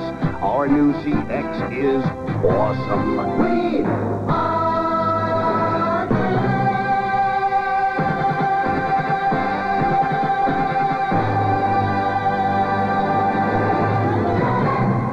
Nadia Comaneci competes in the most important gymnastics event since the '76 Olympics, Saturday on ABC's Wide World of Sports. 2 minutes, 55 seconds remaining in the game, and Greg Coleman, recently acquired by the Minnesota Vikings, has put the Cowboys in a hole. They have a 1st and 10 at their own 5-yard line. They're down 11 points, 21 to 10. They have to get something quickly, and this is a very difficult spot in which to get something quickly. Going for Drew Pearson, spot pass, and the timing was off. 2 minutes, 51 seconds left in the game. Crowd voicing their disapproval of Roger Staubach. Well, we haven't really centered in on the defense of Minnesota. Maybe we should give them more consideration because that is the #1 offense in the NFC that they've been playing against. They've held them to 10 yards. There's been some circumstances that may be a little bit unusual, but they still have played very well. They have played great defense tonight. 2nd down and 10. Inside handoff, Dorsett. And Dorsett short of the 1st down as he moves out to the 14-yard line. It's going to be 3rd down, call it a long 1. Once again, reverting to Frank's Dunn's pregame interview with Staubach. Roger said we must have a great game from Dorsett. Now the statistics show that Dorsett has not had a great game, but I don't think it's fair to pin that on Dorsett.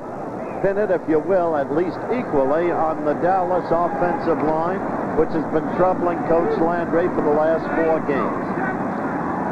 Seconds ticking away. 2 minutes and 10 seconds. 3rd down and 1. Preston Pearson holds on for the 1st down.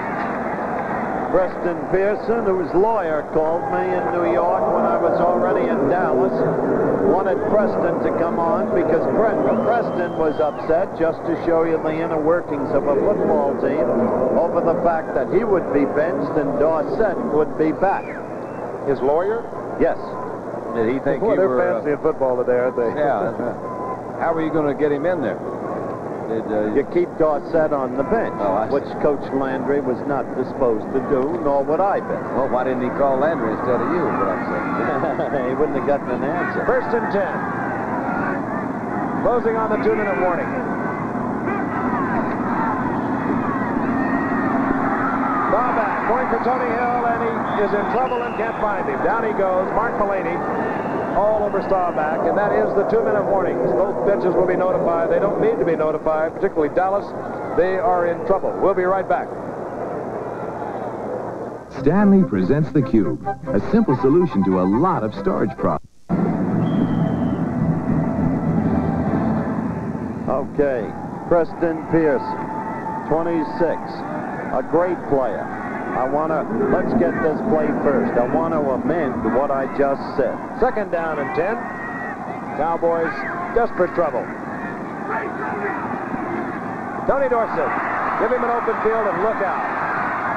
And he has not seen many openings tonight. He gets the first down, however. So there can be no misconception. And I was relying on hearsay. My secretary advised me today that Preston's lawyer, 26, had called her as we look at this play. On first and 10, Staubach again to the air, in and out of the hands of Preston Pearson.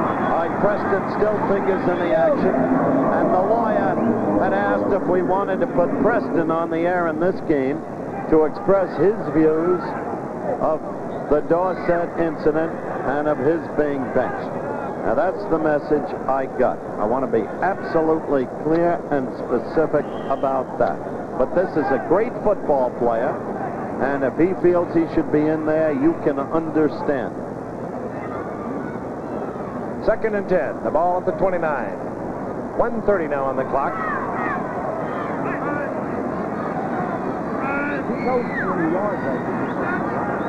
Dallas in danger of falling a half game behind the Washington Redskins. The Vikings back in the thick of the hunt in the Central Division of the NFC.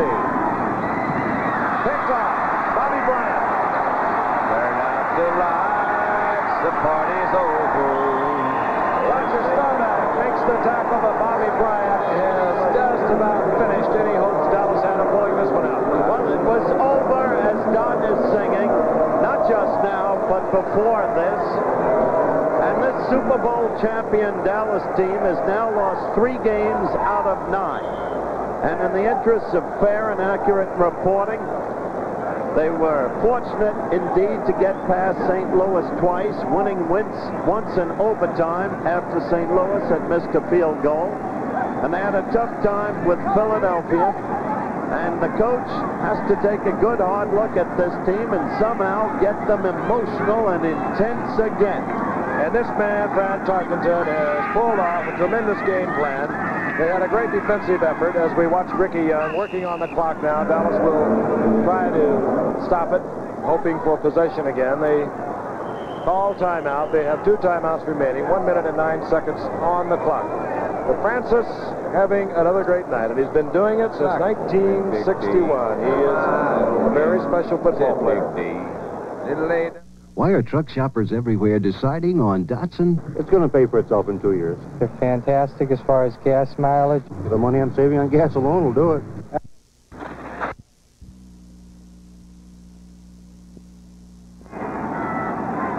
Minnesota out of the huddle, second down and 8. They care nothing about the score. They are working on the clock. Chuck Foreman back in the game, gets to the line of scrimmage, very carefully holds on to the football because the second Cowboy to attack is going to be after the ball. They call timeout, stopping the clock once again. There's Bobby Bryant that sealed the fate of Dallas, at least for tonight. Gives us an opportunity to remind you about college football coming your way on Saturday. Regional action all over the country. 1:30 Eastern and Pacific, 12:30 Central. Colorado against Missouri, a big rivalry there. Those two teams really get with it. They both have the same records, 5-2. Arizona State goes against Washington. Arizona State, of course, upset victors over USC. They are ranked 12th in the nation. Washington, of course, last year's Rose Bowl victors over Michigan. Then we have Purdue versus Iowa. Purdue leading the Big Ten. Florida goes against Georgia Tech. Clemson against North Carolina State. Holy Cross against Brown. Regional college football. It's a lot of fun. Be with us on Saturday. Of course, Monday night we'll be in Atlanta. The Los Angeles Rams against the Atlanta Falcons. And that's not going to be easy for the Rams. Now, there's the graphic on Fran Tarkenton tonight. He has been absolutely brilliant. He didn't throw 40 passes. No, he did not. He cut back when it was right to cut back. He said, we'll run some, and he ran some. 1 timeout remaining for Dallas. Foreman stopped short of the first down, hit by Bob Brunick. Well, you saw the graphic on Foreman. He gained more yards on the ground than the whole Dallas team. And Roger Staubach had told Don, we've got to get the ground game going. And incidentally, Frank, Dallas's remaining schedule isn't that easy. They're at Miami with Greasy, at Green Bay, which is tough this year. New Orleans at home, Washington at home, New England at home, and the Pats with a great football team. Then at Philadelphia, a tough football team. They wind up at Shea Stadium, and the Jets are nobody's chumps, not this year. Fourth down now for Minnesota.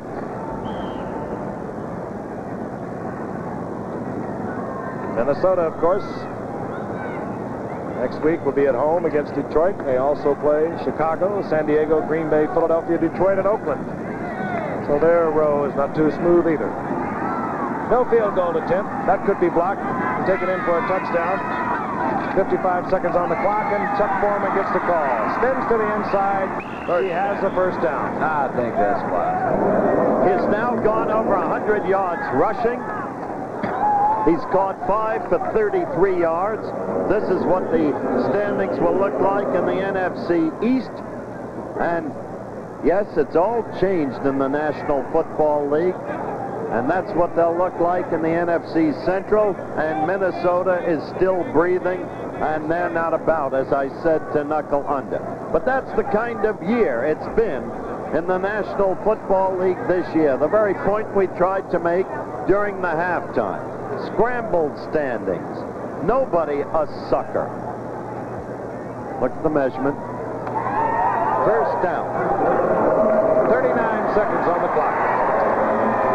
Great tribute to a fine coaching job with 3 days to prepare, changing basically your entire offense, coming in with a spread formation, moving men around. That confuses the Cowboys. It really does. They reacted as any team would with the blitz in the first half. Tarkenton is very difficult to blitz because he always keeps a checkoff man. When they would blitz, he'd dump it off for 3 or 4 yards. So, Fran Tarkenton, another great night.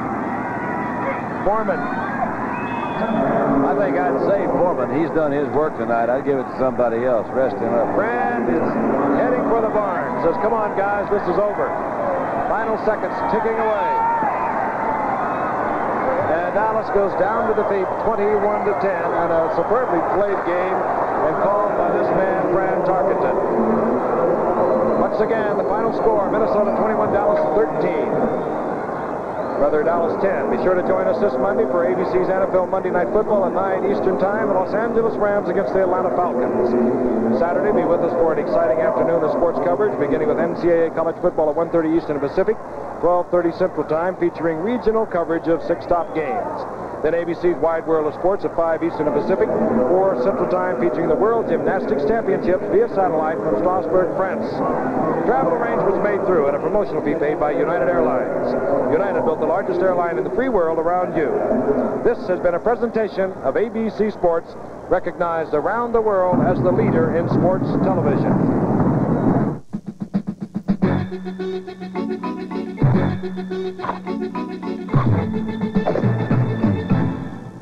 Thursday, a small-time loan shark puts the squeeze on the 12th precinct. Kids, they say the darndest things. Barney Miller. Then Carol's father is the last to know. The princess is going to marry the queen. And Chester is the first to remember on Soap. 1 week from tonight.